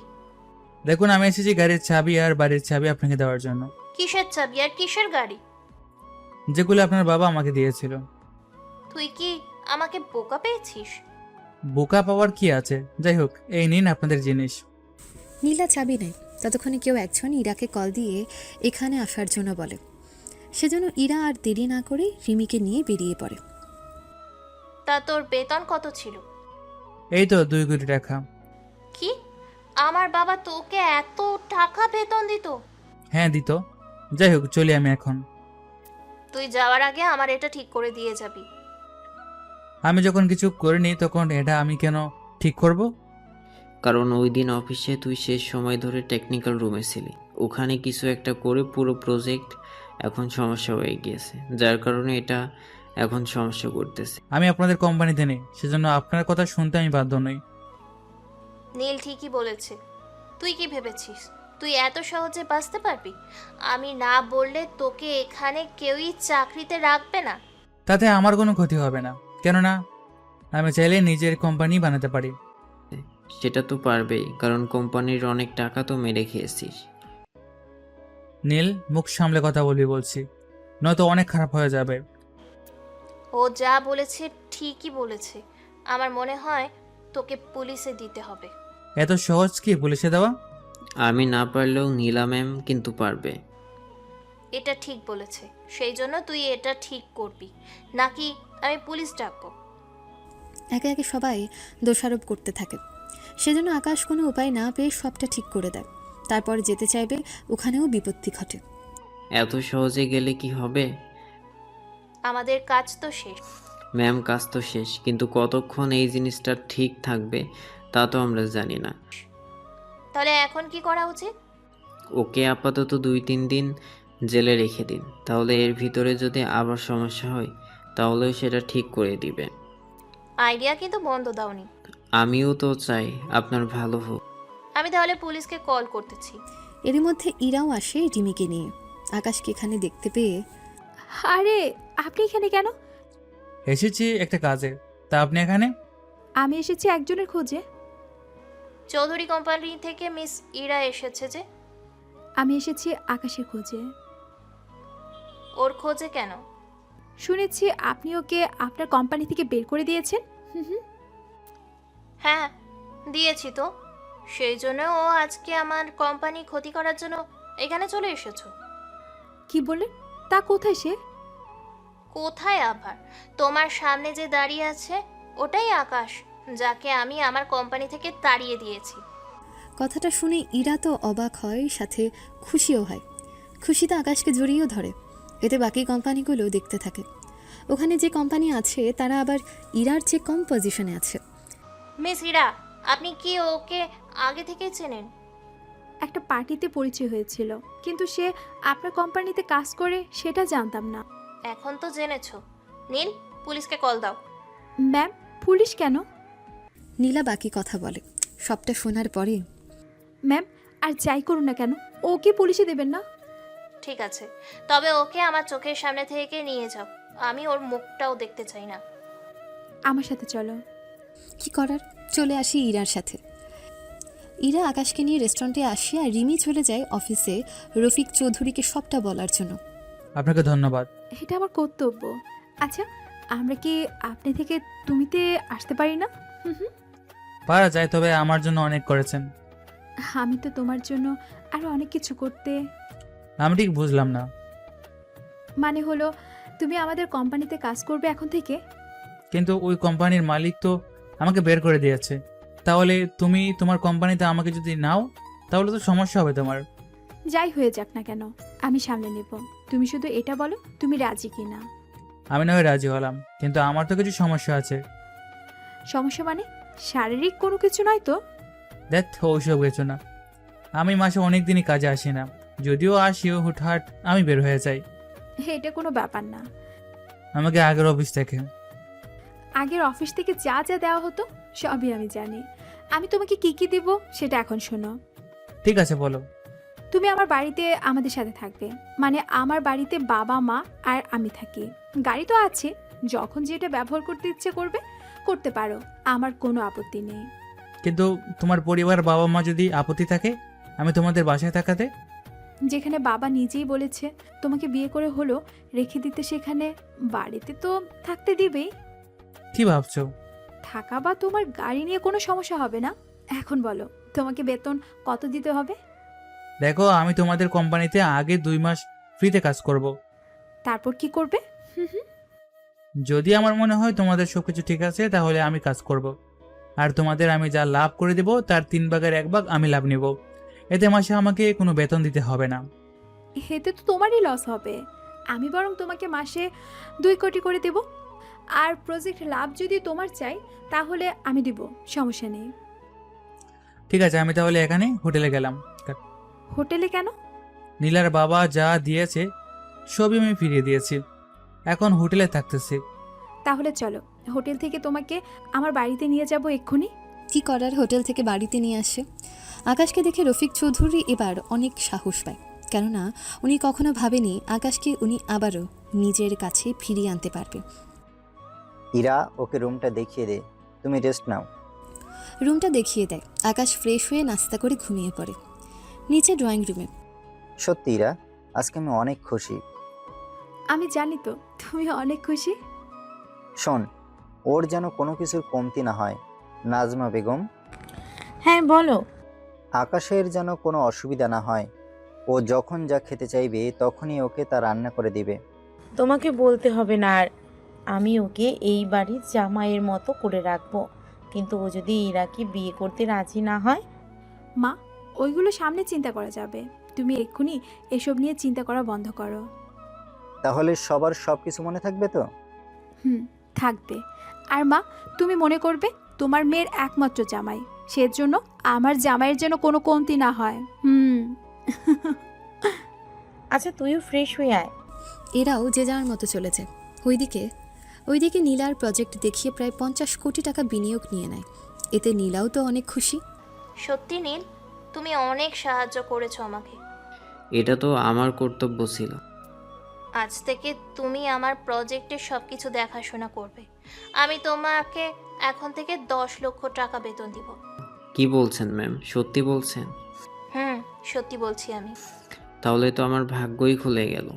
ওরাও কাজ শেষ করে নীলা বাসায় যায় আর নীল অফিসে আসে। কাজটা কি ঠিক করলেন? কোন কাজ? এই যে আকাশ স্যারকে এভাবে বের করে দেওয়া। তো কি করব? ও বের না হলে তো আমি নিজে জায়গাটা ধরে রাখতে পারবো না। তাই বলে ওনার এত বড় ক্ষতি না করলেও পারতেন। আমি যা করেছি নিজের স্বার্থে করেছি। যদি তোমরা কোনো চালাকি করো আমি তোমাদেরকেও বের করে দিব। এমনটা করলে আমরা ম্যামকে সবটা বলে দিব। ঠিক আছে, আমি তোমাদের একজনের স্যালারি 1 লক্ষ টাকা করে বাড়িয়ে দিব। কি সত্যি বলছেন? সত্যি। তবে এর বিনিময়ে তোমরা এখন থেকে আমার হয়ে কাজ করবে। কোনোভাবেই নীলাকে এটা বুঝতে দিবে না আকাশের জন্য এত কিছু হয়েছে। যেহেতু আপনি আমাদের জন্য এত কিছু করেছেন, সেজন্য আমরাও আপনার জন্য এটুকু তো করতেই পারি। তাহলে তোমরা এখন থেকে আমাকে সাহায্য করবে আর আমি তোমাদেরকে। ঠিক আছে, তাই হবে। এদের তো নীল হাত করে নেয় বেতন বাড়তি দেওয়ার কথা বলে। ওইদিকে আকাশের ঘুম ভাঙে, নিচে নেমে দেখে বাকিরা গল্প করছে। আন্টি, নাস্তা হবে? খিদে পেয়েছে। তুমি বসো, আমি নাস্তা দিচ্ছি। ইরা, তোরা গল্প কর। এরা গল্প করে, নাজমা বেগম নাস্তা বানিয়ে দেয়। খাওয়া শেষ হলে আমি একটু বের হব, রাতে নাও ফিরতে পারি। আমি কি আসবো? আসতে হবে না, আমি সকালে চলে আসবো। আচ্ছা, সাবধানে থাকিও। চলে আসে আস্তানে। ওখানে আবিরকে সব রেডি করতে বলে, কেননা আজকেই রকিকে মারার জন্য বের হবে। সব রেডি তো? জি, সব রেডি। তবে একটা কথা, রকিও কিন্তু অস্ত্র কিনেছে, সেজন্য তোমরা সাবধানে থাকবে। ঠিক আছে। ওরা বেরিয়ে পড়ে রকির আস্তানার দিকে। ওইদিকে রকি অস্ত্রগুলো রেডি করে তার লোকদের ভাগ করে দিচ্ছে। তখনই গুলির আওয়াজ হয় আর রকির একজন লোক ওখানেই মারা যায়। এতে বাকিরা নিজেদের পজিশন নিয়ে নেয়। ভাই, গুলি করলো কে? যেই গুলি করুক তোরা এখন ওদের উপরে গুলি করতে থাক। একে একে দুই দলের লড়াই হতে থাকে, কেউ কারো থেকে কোনো অংশে কম না। আসলে আকাশও 10 জন লোক নিয়ে এসেছে যেন যুদ্ধটা সমানে সমানে হয়। কিছুক্ষণ পরে বুলেট তো শেষ। আমারও সেম অবস্থা, এখান থেকে ভাগ। ওরা ভেগেও কোনো কাজ হয়নি, এর মধ্যে ওদের ধরে ফেলা হয়। ভাই আমার প্রাণ ভিক্ষা দিন। আবির, ও তোমার সাথে যেন কি করেছে? আপনি ওকে আমার হাতে ছেড়ে দিন। ওর কি হাল করতে হবে সেটা আমি খুব ভালো করেই জানি। ঠিক আছে, যা করার করে নাও। আবির রকিকে পানিতে ফেলে দেয়, ওর সাথে পাথর বেঁধে। আসলে এভাবে রকি এতদিন লোকদের মারতো, আজকে রকিরও সেম অবস্থা। সেজন্য রকির এই নিয়ে আফসোস। বুঝতেই তো পারছেন যে এতগুলো বছর লোকদের পানিতে পাথর বেঁধে মেরে ফেলতো, আজকে সে সেইভাবে নিজেই মারা গেল। কিছুক্ষণ পর ওরা ভেতরে আস্তানায় আসে। এরপর কি করবেন? ছোটোখাটো যেসব মাফিয়া আছে তাদের চেষ্টা করো আমাদের দলে নিয়ে আসার জন্য। ঠিক আছে, আমি তাই করব। যদি রাজি না হয় তাহলে মেরে ফেলবো, তাই তো? এরা ছাড়া উপায় নেই, নয়তো আমাদেরই কাল হয়ে দাঁড়াবে। বুঝতে পেরেছি ভাই। ভোরবেলা পর্যন্ত আস্তানায় থাকে, তারপর চলে আসে ইরাদের বাসায়। এসে নিজের রুমে ঘুমিয়ে যায়। সকালবেলায় আকাশ, এই আকাশ, ওঠো তাড়াতাড়ি। আপনি কে? এটা আবার কেমন কথা? আমাকেই ভুলে গেলে? আবার মনে পড়েছে, আসলে এই প্রথম কোনো মেয়ে আমাকে সকালে ঘুম থেকে ডেকে তুললো। এখন নিচে নামো, কথা আছে তোমার সাথে। কি কথা? নীলা তো তোমার নামে মামলা করেছে, তুমি নাকি ওদের কোম্পানি থেকে 5 কোটি টাকা চুরি করেছো। তোমাকে এইসব কে বললো? থানা থেকে কল এসেছিল রাত্রে, বললো তুমি আমাদের সাথে থাকো কিনা, কারণ গতকাল আমি তো তোমাকে নিয়ে এসেছিলাম। কিন্তু আমি তো কোনো চুরি করিনি। কিন্তু এটা প্রমাণ করবে কি করে? আমি চুরি করিনি, এটা প্রমাণ করেছে আমি যে চুরি করেছি, এটা আগে নীলা প্রমাণ করুক। এই কথাটা ঠিক বলেছ। তুমি একবার পুলিশ স্টেশনে যাও, আমি উকিল নিয়ে ওখানে আসতেছি। ঠিক আছে, যাচ্ছি আমি। কিছুক্ষণের ভেতরে পুলিশ স্টেশন আসে, এসে কথা বলতে থাকে। ইরাকে তখন যা যা বলেছে সে সবটা আবার রসিকেও বলে। দেখুন, উনি তো তেমন কোনো প্রমাণ দেয়নি। উনি বলেছে আপনি ওনাদের কোম্পানি থেকে ফেরার কিছুদিন আগে টাকা নিয়েছেন। তাহলে তাকে বলুন প্রমাণ করতে। এখন কি করব বলুন, উনি এত বড় কোম্পানির মালিক, সেজন্য বুঝতেই তো পাচ্ছেন। বুঝি আমি সবই, তবে এই নীলাকে আমি অনেক তাড়াতাড়ি করে পথের ভিখারি বানিয়ে ছাড়বো। আবার সে কথা তুমি আমার সামনে বলছো? আমি তো চুরি করব না, কোম্পানি দিই আমি ওকে হারাবো। ও তাই নাকি? তা কার কোম্পানিতে যোগ দিবে? আমিও দেখব সেই কোম্পানি কতদিন টিকে। আকাশ আমার কোম্পানিতে যোগ দেবে। কথাটা বলতে বলতে নীলা যেমন ভেতরে আসে তেমনি ইরাও আসে। ইরা এসে আকাশের পাশে দাঁড়ায়, আবার নীলা অন্য সাইডে। তুমি সিরা, কেন একটা ছেলের কারণে নিজের বিপদ ডেকে আনছো? আমি তো আপনাদের মতো না যে একটা ছেলেকে দিয়ে উপরে উঠে এখন তাকেই ভুলে যাব। কি বলতে চাও তুমি? আমার বলা কথাগুলো খুবই সামান্য। অফিসার, আকাশ যে টাকা নিয়েছে তা নীলা রহমানকে প্রমাণ করতে বলুন। ম্যাম, আপনার কাছে কোনো প্রমাণ আছে কি? প্রমাণ বলতে আমি আমার বিজনেসের আয় ব্যয় হিসাবে 5 কোটি টাকা কম পেলাম। হিসাবের দায়িত্ব তো অ্যাকাউন্টের হাতে থাকে। আকাশ তো আপনার কোম্পানিতে সাধারণ ব্যক্তি, বললেন না? তাহলে কি করে করবে বলুন তো? ইরা চৌধুরী তো ঠিকই বলেছে। তাহলে মিস নীলা বলুন, আপনার কাছে এর কোনো জবাব তো নেই? বর্তমানে আমার কাছে তো প্রমাণ নেই। দেখুন, প্রমাণ নেই, অথচ আপনি ওনার নামে এরকম মিথ্যা একটা প্রাইস করে দিলেন। আমার লোককে মিথ্যা কেস দিয়ে তার মানহানি করেছে, সেজন্য কি? আমি এই মানহানির জন্য জরিমানা চাই। তুমি কি পাগল হয়েছো? আমি দিব জরিমানা?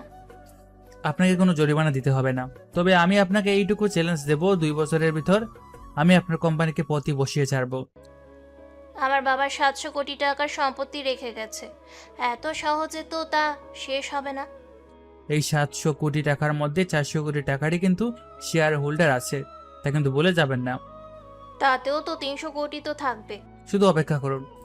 এরপর পুলিশ স্টেশনে ঝামেলা শেষ করে আকাশকে নিয়ে অফিসে আসে আর সবার সাথে পরিচয় করিয়ে দেয়।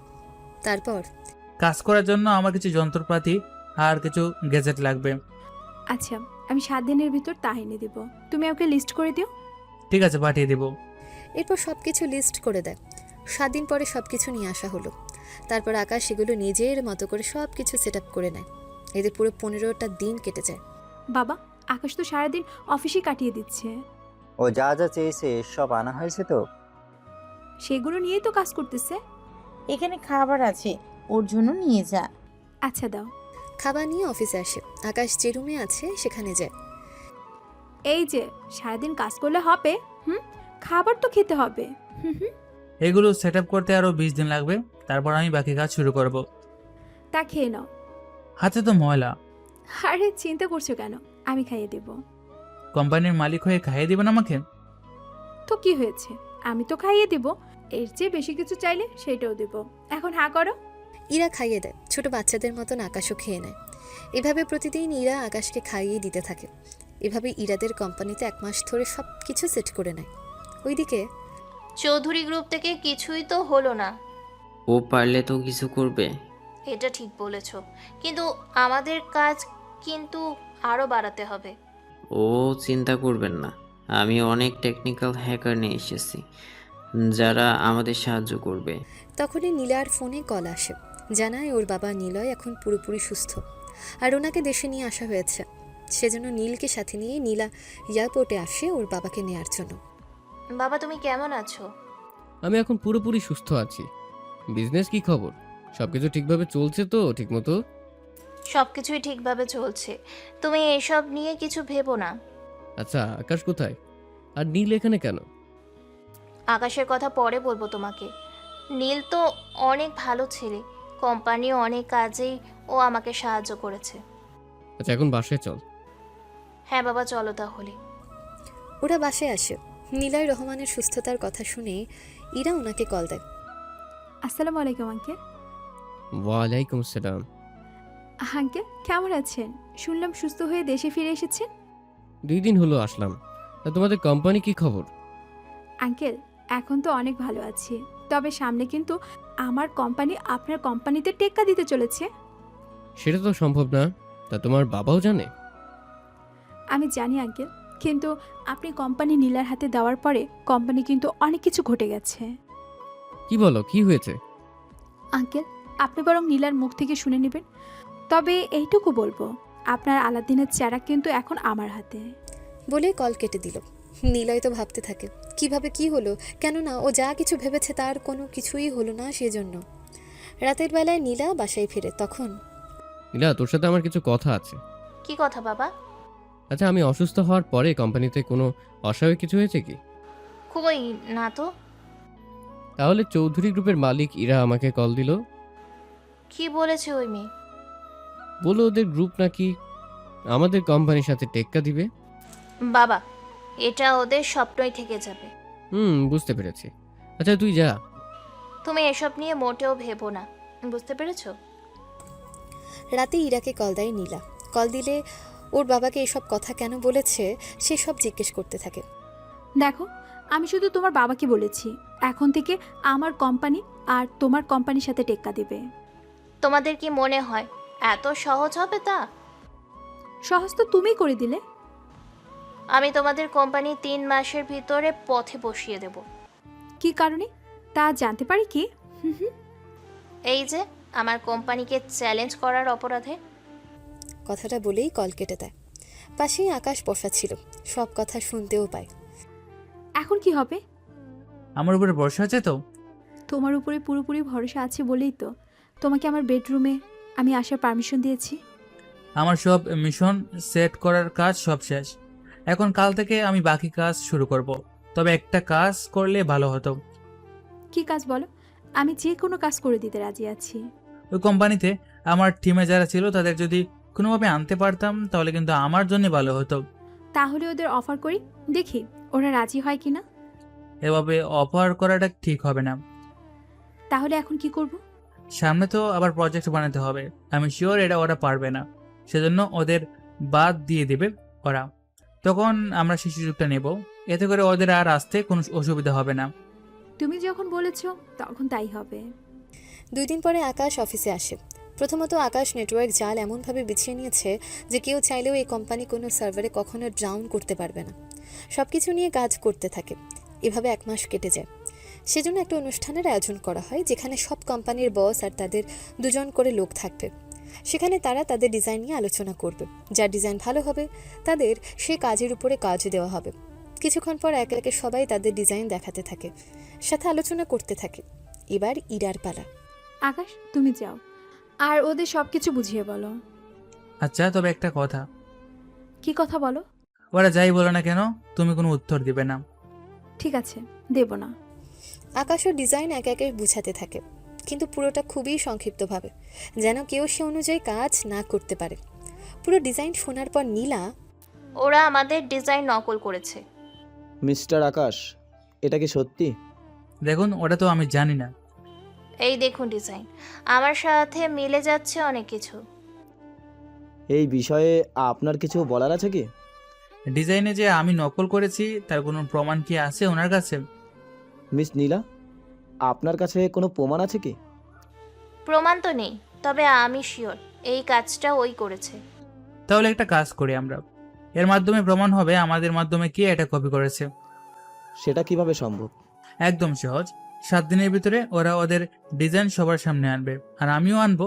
যার ডিজাইনের কাজ আর হ্যাক্সা ঠিক মতো কাজ করবে, আপনারা তাকেই পুরো প্রজেক্টের কাজ দেবেন। হ্যাঁ, আমি রাজি আছি। নীল, কি বলো তুমি? অবশ্যই আমরা রাজি। ঠিক আছে, তোমাদের কাছে 7 দিন সময় আছে। এই হেলথ যে পুরোপুরি শেষ করে সাকসেসের সাথে তাদের কোম্পানিতে আমরা 200 কোটি টাকা বিনিয়োগ করব। চিন্তা করবেন না, এই সব কিছু আমরাই পাবো। ওখান থেকে যে যার মতো করে চলে যায়। ইরা তো আকাশকে জিজ্ঞেস করে, এটা কিভাবে সম্ভব হলো? আসলে আমি যখন ওদের ওখানে ছিলাম, কোন সালে কি কি করব তা আমি কোম্পানির ওয়েবসাইটে লিখে রাখতাম। ওরা সেখান থেকে এটা নিয়েছে। তাহলে এখন কি হবে? তুমি কোনো চিন্তা করো না, আমি পুরো কাজটা ঠিকভাবে করে নিব। ওইদিকে নীলাও নীলকে জিজ্ঞেস করতে থাকে কিভাবে 2 কোম্পানির লোকের ডিজাইন এক রকম হলো। আমার মনে হয় আকাশের সাথে যারা কাজ করেছে তারা এই কাজ করতে পারে। এরকম হলে আমি ওদের বের করে দিব অফিস থেকে। এখন না, আগে আমরা এই কাজটা শেষ করি, তারপর ওদের বের করে দিব। এইদিকে 7 দিনে 2 কোম্পানি পুরো কাজটা শেষ করে। তারপর আবারও আসি ওই অনুষ্ঠানে। বাহ, দুজনেই দেখি পুরো কাজটা করা হয়ে গেছে। আমরা তো আগেই বলেছি আমাদের ডিজাইন ওরা চুরি করেছে। যদি আমরা চুরি করতাম তাহলে তো কোনোভাবে কাজটা আমরা শেষ করতে পারতাম না। এই কথাটা তোমরা ঠিক বলেছ। আচ্ছা, তাহলে একটা কাজ করো, এই ডিজাইন 100 স্পিড দিয়ে এই কাজটা করে দেখো। কিন্তু এতে তো পুরোটা ক্র্যাশ হয়ে যাবে। যদি এটা 20% স্পিড দিই তাহলে পুরো সিস্টেম নষ্ট হয়ে যাবে। আপনার শর্তে আমি রাজি। তাহলে কাজ শুরু করো। আকাশ পুরো 100 স্পিড দেয়, নীলও চাপে পড়ে 100 স্পিড দেয়, যে ওরা কাজটা করার জন্য কমান্ড দেয়। নীলের ডিজাইন করা হেক্সা 20 সেকেন্ড পরেই সিকিউরিটি অ্যালার্ট দেয়। নীল, এটা ঠিক করো। এটা ঠিক করতে হলে 20%-এ আনতে হবে। তাহলে তাই করো। এটা যদি নষ্ট হয়ে যায় আমার তো 70 কোটি টাকা লস হবে। নীলা আর কিছু বলার আগেই ওদের সিকিউরিটি শেষ। এদিকে আকাশের সিকিউরিটি এখনো নিজের মতো করে কাজ করে যাচ্ছে। এটা দেখে অফিসার তো খুশি, সাথে নীলা তো অবাক হয়। তোর মতো একটা ছেলে কি করে এটা করলো? কিভাবে করেছি তা বলার দরকার নেই। অফিসার, এখন বলুন আপনারা এই প্রজেক্ট কাকে দেবেন? এই প্রজেক্ট আমরা চৌধুরী গ্রুপকে দেব, তা পুরোপুরি 400 কোটি টাকা। আমরা আশা করি 1 বছরের ভেতরে আমাদের 1000 পিচ বানিয়ে দেবেন। জি, অবশ্যই দেব। ওনারা কন্ট্রাক্ট সাইন করে চলে যায়। ইরা তো খুশিতে আকাশকে ওখানেই জড়িয়ে ধরে চুমু দেয়। নীলার তো এসব দেখে গা জ্বলে যাওয়ার মতন অবস্থা। নীলা ওর বাবাকে সবটা জানে, সাথে অফিসে যায়। নীলায়ও অফিসে আসে। নীলা, আকাশ কোথায়? কেন বাবা, তুমি জানো না ওই ছেলের জন্য আমরা হেরে গেছি? হেরে যায় আর জিতি, আকাশকে ডাকো। আমি ওকে জিজ্ঞেস করবো ও থাকতে অন্য কোম্পানি কি করে ওরই ডিজাইন তৈরি করে, তাও ওর চেয়ে অনেক ভালোভাবে। স্যার, ম্যাম তো আকাশ স্যারকে 2 মাস আগেই অফিস থেকে বের করে দিয়েছে। কথাটা শুনে নীলয় তো অবাক হয়। কি বের করে দিয়েছে? নীলা, কথাটা কি সত্যি? হ্যাঁ বাবা, সত্যি। তুই এটা কি করেছিস? আমি তো ভেবেছিলাম তোরা এতদিনে একজন আরেকজনকে পছন্দ করে বিয়ে করার প্ল্যান করেছিস, কিন্তু তুই তো ওকে। ছি নীলা, ছি। আমার ভাবতেও লজ্জা লাগে তুই আমার মেয়ে। বাবা, তোমার কথা আমি কিছুই বুঝতে পারছি না, তুমি আমাকে বলবে কি? নীলয় পুরো ঘটনা খুলে বলে। সবটা শুনে নীলা তো এবার দাঁড়ানো থেকে পড়ে যায়। তুই আমাকে পুরো ধ্বংস করে দিলি। বাবা, আমি আকাশের কাছে ক্ষমা চেয়ে ওকে ফিরিয়ে আনবো। আরে কি দরকার, আমি তো আছি। আমরা আবারও সব কিছু শুরু করব নতুন করে। তোর জন্য এইসব হয়েছে। যা, এত মাস ধরে আকাশ করে এসেছে, সে সব কিছুর ক্রেডিট এতদিন তুই নিয়ে এসেছিস। তাহলে তুই সব নষ্টের মূল। তোকে তো আমি কোম্পানি থেকে বের করে দিয়েছিলাম, তাহলে তুই এখনো এখানে কি? বাবা, তুমি ওকে বের করে দিয়েছিলে? ওকে বের করার একদিন পরেই আমি অসুস্থ হয়ে যাই, যার কারণে আমি বলার সুযোগও পাইনি। সিকিউরিটি, সিকিউরিটি, ওকে পুলিশের হাতে তুলে দাও। কোম্পানি 70 কোটি টাকা লস করার জন্য ওর নামে মামলা করো। ম্যাম, আমাকে ছেড়ে দিন। আমি আর এই ভুল দ্বিতীয়বার করব না। তুই যা করেছিস তার কোনো ক্ষমা হতে পারে না। নিয়ে যাও ওকে। নীলকে নিয়ে যায়। নীলা তোর বাবাকে জড়িয়ে ধরে কান্না করতে থাকে। এখন আকাশ কাদের হয়ে কাজ করে? ও তো ইরা চৌধুরীর হয়ে কাজ করে। এই জন্য ওই দিন ইরা আমাকে টেক্কা দেওয়ার কথা বলল। আমি যাব এখন ইরা চৌধুরী কোম্পানিতে। ওখানে কেন যাবে? আকাশকে যে কোনোভাবেই হোক আমাকে ফিরিয়ে আনতে হবে। উনি দেরি না করে রওনা দেয়। এইদিকে ইরাদের কোম্পানিতে খুশিতে সবাই উল্লাস করছে। ইরা পুরো পরিবার আকাশের প্রশংসা করছে। সত্যি আকাশ, তুমি সেরা। তোমার উপরে আর কেউ নেই বললেই চলে। সত্যি আকাশ, তুমি আমাদের জন্য অনেক করেছো। কখনো ভাবিনি আমরা এত বড় প্রজেক্ট আমরা পাবো। আজকের এই খুশিতে আমি তোমাদের সামনে একটা কথা বলতে চাই। কি কথা আঙ্কেল? আমি আমার মেয়ে ইরাকে আকাশের সাথে বিয়ে দিতে চাই, যদি আকাশের কোনো আপত্তি না থাকে। কথাটা শুনে ইরা তো অনেক খুশি, কিন্তু আকাশ কি বলবে বুঝতে পারছে না। আকাশ, তুমি কি রাজি না? আমি সামান্য একজন কর্মচারী হয়ে তুমি যে কি তা প্রমাণ করার কোনো দরকার নেই। তুমি রাজি কিনা সেটা বলো। ঠিক আছে, রাজি। এই নাও রিং, তোমরা একজন আরেকজনকে এটা পরিয়ে দাও। আমি আজকেই তোমাদের বিয়ের তারিখ ঠিক করে ফেলবো। ঠিক আছে বাবা, দাও রিংগুলো। দুইটা রিং দুজনের হাতে দেয়। তারপর ওরা একজন আরেকজনকে তা পরিয়ে দেয়। অফিসের সবাই হাতে তালি দেয়। রফিক চৌধুরী যখনই বিয়ের তারিখ ঠিক করতে যাবে তখনই নিলয় ওর মেয়েকে নিয়ে আসে। এ কি, আপনারা এখানে? আজকে হেরে গিয়েছে বলে হয়তো এসেছে। আমরা ওই জন্যই আসিনি। তাহলে কেন এসেছো? বাবা, তুমি বলো। আমি এসেছি আকাশকে ফিরিয়ে নেওয়ার জন্য। কথাটা শুনে আকাশ যতটা না অবাক হয় তার চেয়ে বেশি অবাক হয় ইরা আর ওর পরিবার। ওনারা চুপ করে আছে আকাশ কি বলে তা শোনার জন্য। স্যার, অনেক লেট হয়ে গেছে। এভাবে বলো না। আমি এখন ইরার কোম্পানির হয়ে কাজ করি, এখন আর সম্ভব না। দরকার হলে আমি তোমাকে আমার কোম্পানির 50% শেয়ার তোমার নামে করে দিব। তাও সম্ভব না। আপনার মেয়ে আমাকে কতই না অপমান করেছে নীলের কথা শুনে। আমি সব কিছুর জন্য তোমার কাছে ক্ষমা চাইছি আকাশ, প্লিজ আমাকে ক্ষমা করে দাও। তুমি যা করেছো তার কোনো ক্ষমা নেই নীলা। তুমি আমার সাথে দিনের পর দিন কি কি করেছো তা কি এত তাড়াতাড়ি তুমি ভুলে গেছো নীলা? আমি দরকার হলে তোমাকে বিয়ে করব আকাশ। তাছাড়া বাবা তো তোমার সাথে আমার বিয়েও ঠিক করবে বলেছিল। আমার অলরেডি এঙ্গেজড হয়ে গেছে, বিয়ের তারিখও ঠিক হচ্ছিল, তার মধ্যেই তোমরা চলে এসেছো। এই হতে পারে না, তুমি আমার কাছে ফিরে আসো। আমি তোমাকে রাজার মতো করে রাখবো আমার কাছে। তা কখনো সম্ভব না। যদি ইরার সাথে আমার বিয়ে ঠিক নাই হতো তাও আমি তোমাকে কখনো মেনে নিতাম না। এভাবে বলো না আকাশ, আমার সব কিছু ধ্বংস হয়ে যাবে। আকাশ, তুমি তো জানো আমি তোমাকে কিভাবে রেখেছি, তোমার জন্য আমি কি না করেছি। আপনিও জানেন আমি আপনার জন্য কি না করেছি। 50 কোটি থেকে 700 কোটিতে আপনাকে নিয়ে গেছি। আমি তো তা অস্বীকার যাচ্ছি না। আঙ্কেল, আমার পক্ষে ফিরে আসা সম্ভব না। আকাশ, আমি যে নিঃস্ব হয়ে যাব। আমার এখন কিছুই করার নেই। তবে কখনো সাহায্য লাগলে আমাকে জানাবেন, আমি সাহায্য করব। কিন্তু আপনার কোম্পানিতে আমি কখনো ফিরে যাব না। আপনারা আসতে পারেন। নিলয় আর নীলা অনেক নিরাশ হয়ে চলে যায়। এদিকে ইরা অনেক খুশি হয়, কেননা আকাশ ওর জন্য নীলাকে এখন গ্রহণ করেনি। একটু পরে রফিক চৌধুরী ইরা আর আকাশের বিয়ের দিন তারিখ ঠিক করে। তাহলে এখন আর তো কোনো বাধা নেই কোন কাজে? তোমার কাছে আসতে। দেখো, বিয়ে কিন্তু এখনো হয়নি। তো কি হয়েছে? হুম হুম। বিয়ের আগে এইসব ঠিক না। যখন আমাদের বিয়ে ঠিক হয়েছে তাহলে তোমার কাছে আসতে বাধা কোথায় শুনি? বিয়ের আগে এসব ঠিক না। এবার আমি পাক্কা শিওর কোন কাজে? তোমার মেশিনে সমস্যা আছে। কি বলো?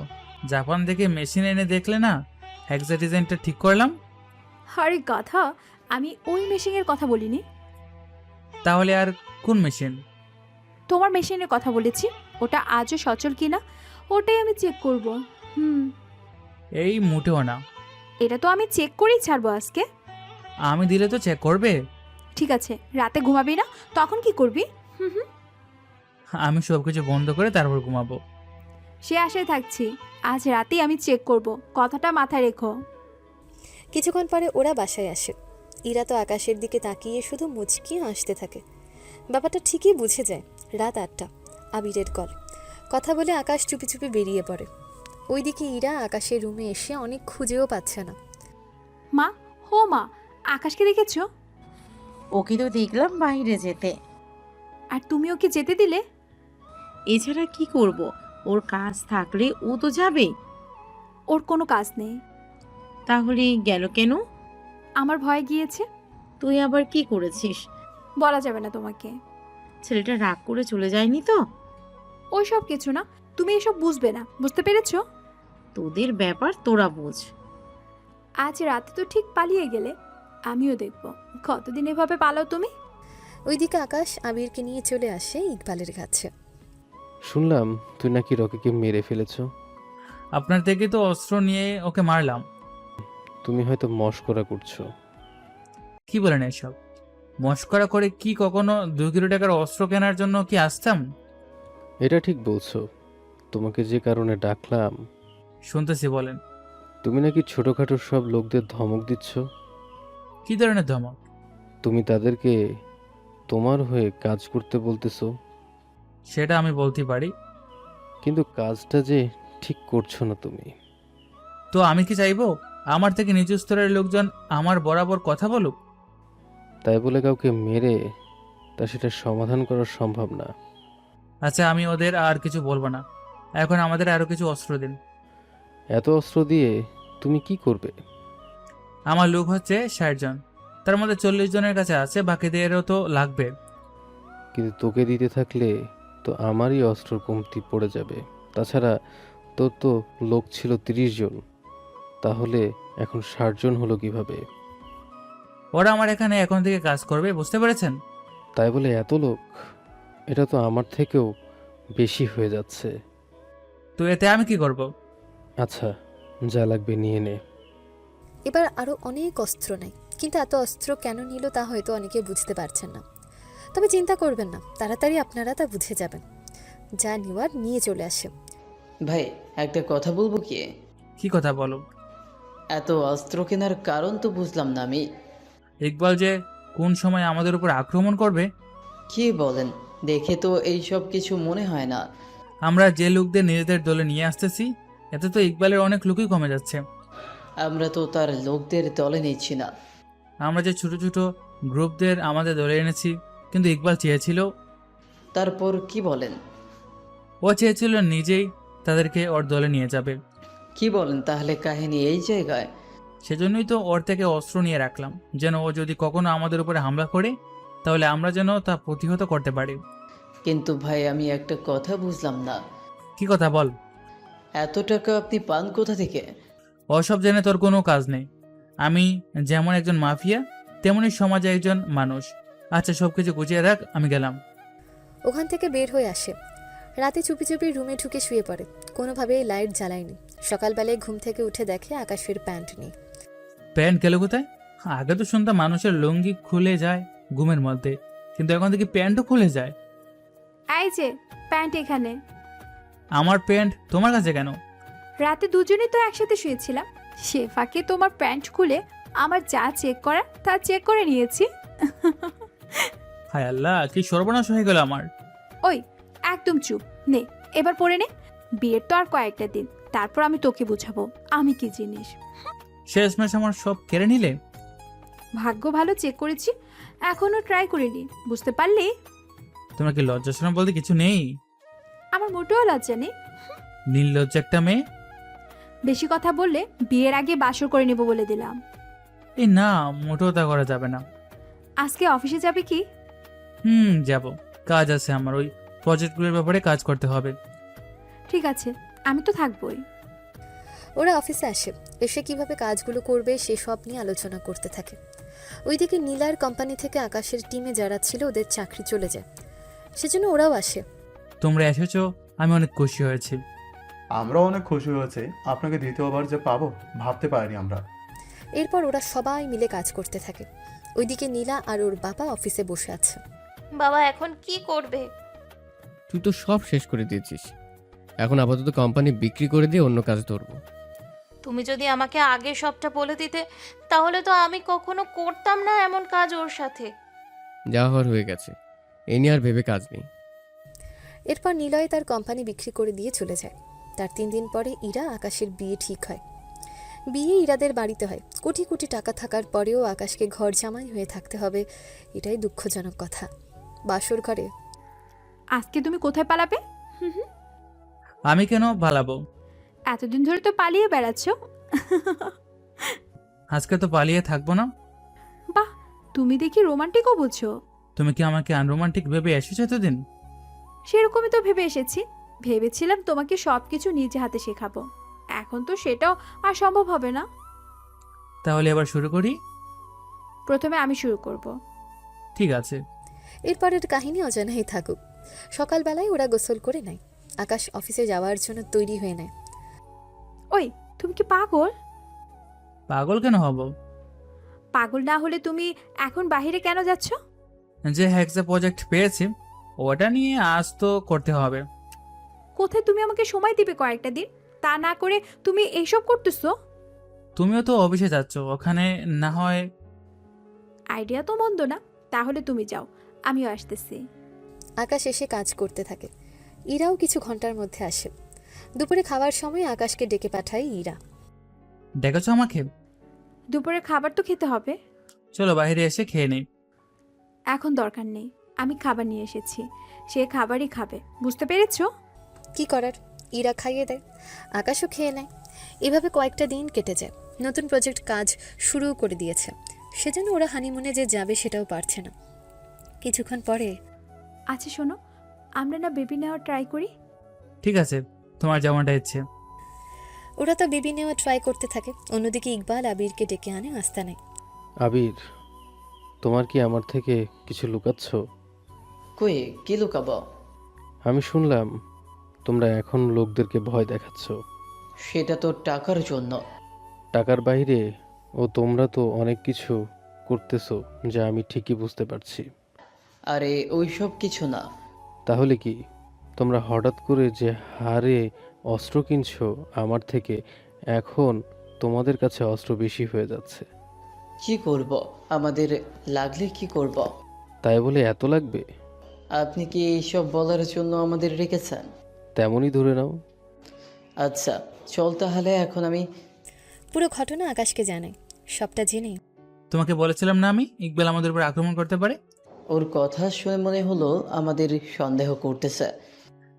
একটা কাজ করো, যত তাড়াতাড়ি পারো আমাদের আস্তানা চেঞ্জ করে ফেলো। আস্তানা কেন চেঞ্জ করবা? নয়তো ইকবাল একটা সময় দেখবে ঠিকই ওখানে হামলা করবে। বুঝতে পেরেছি ভাই।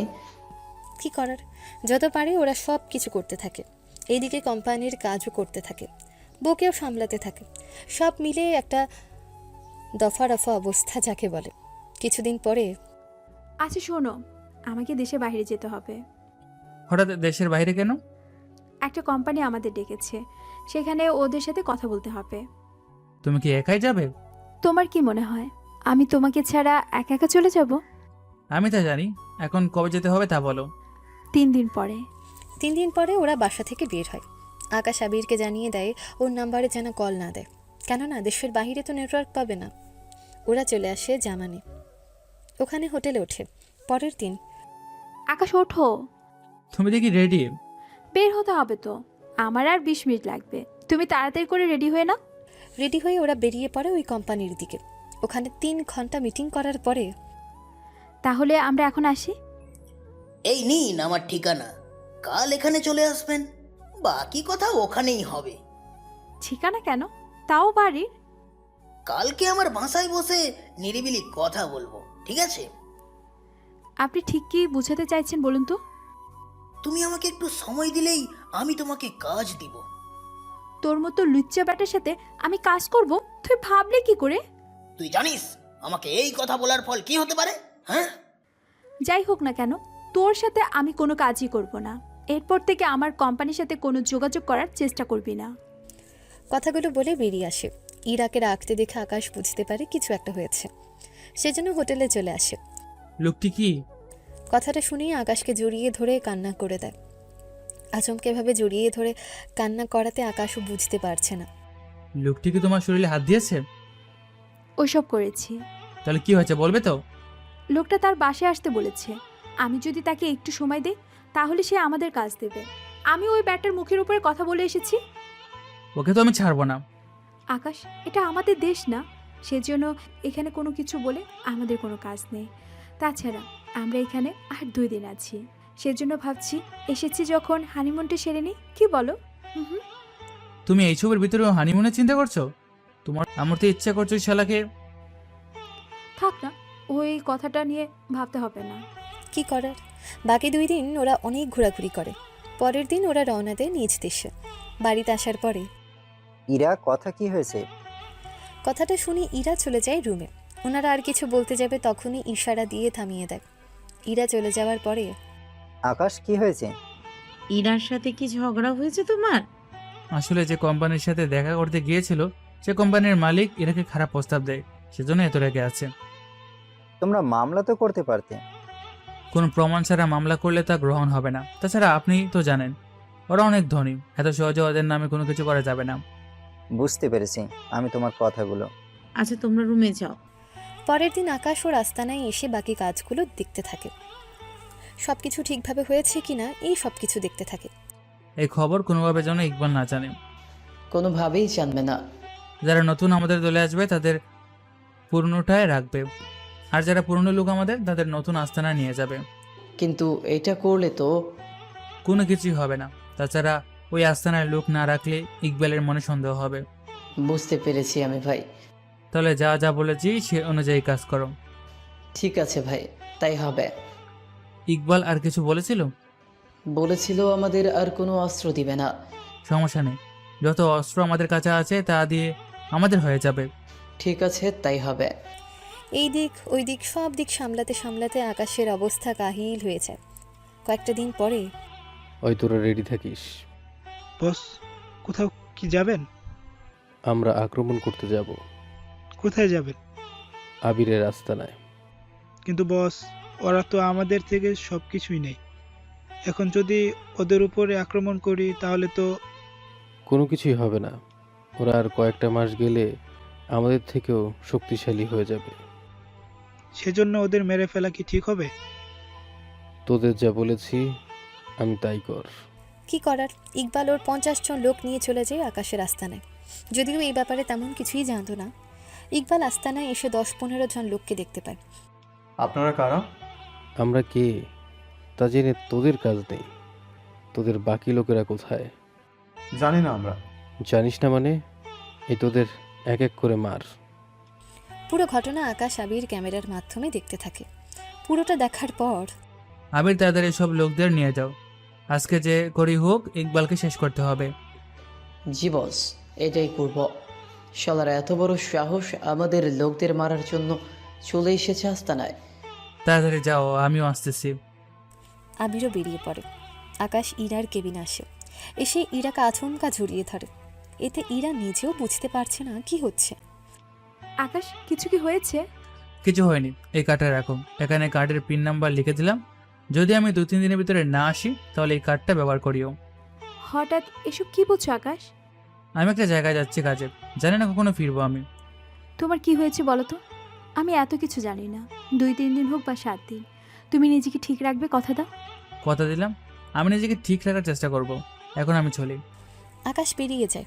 ইরার তো কোনো কিছুই ভালো লাগছে না আকাশের এমন কথা শুনে। কি করবে সেটাও বুঝতে পারছে না। সেজন্য ওর বাবা মাকে জানায়। এত চিন্তা করছিস কেন বলতো? দেখবি আকাশ ঠিকই ফিরে আসবে। তাই যেন হয় মা। ওইদিকে আবির লোকজন নিয়ে এসেই হামলা করা শুরু করে। এমনটা হবে তা ইকবাল ভাবেনি। তাছাড়া ইকবাল তো এমনিতে আকাশের 5 জন লোককে মেরে ফেলে।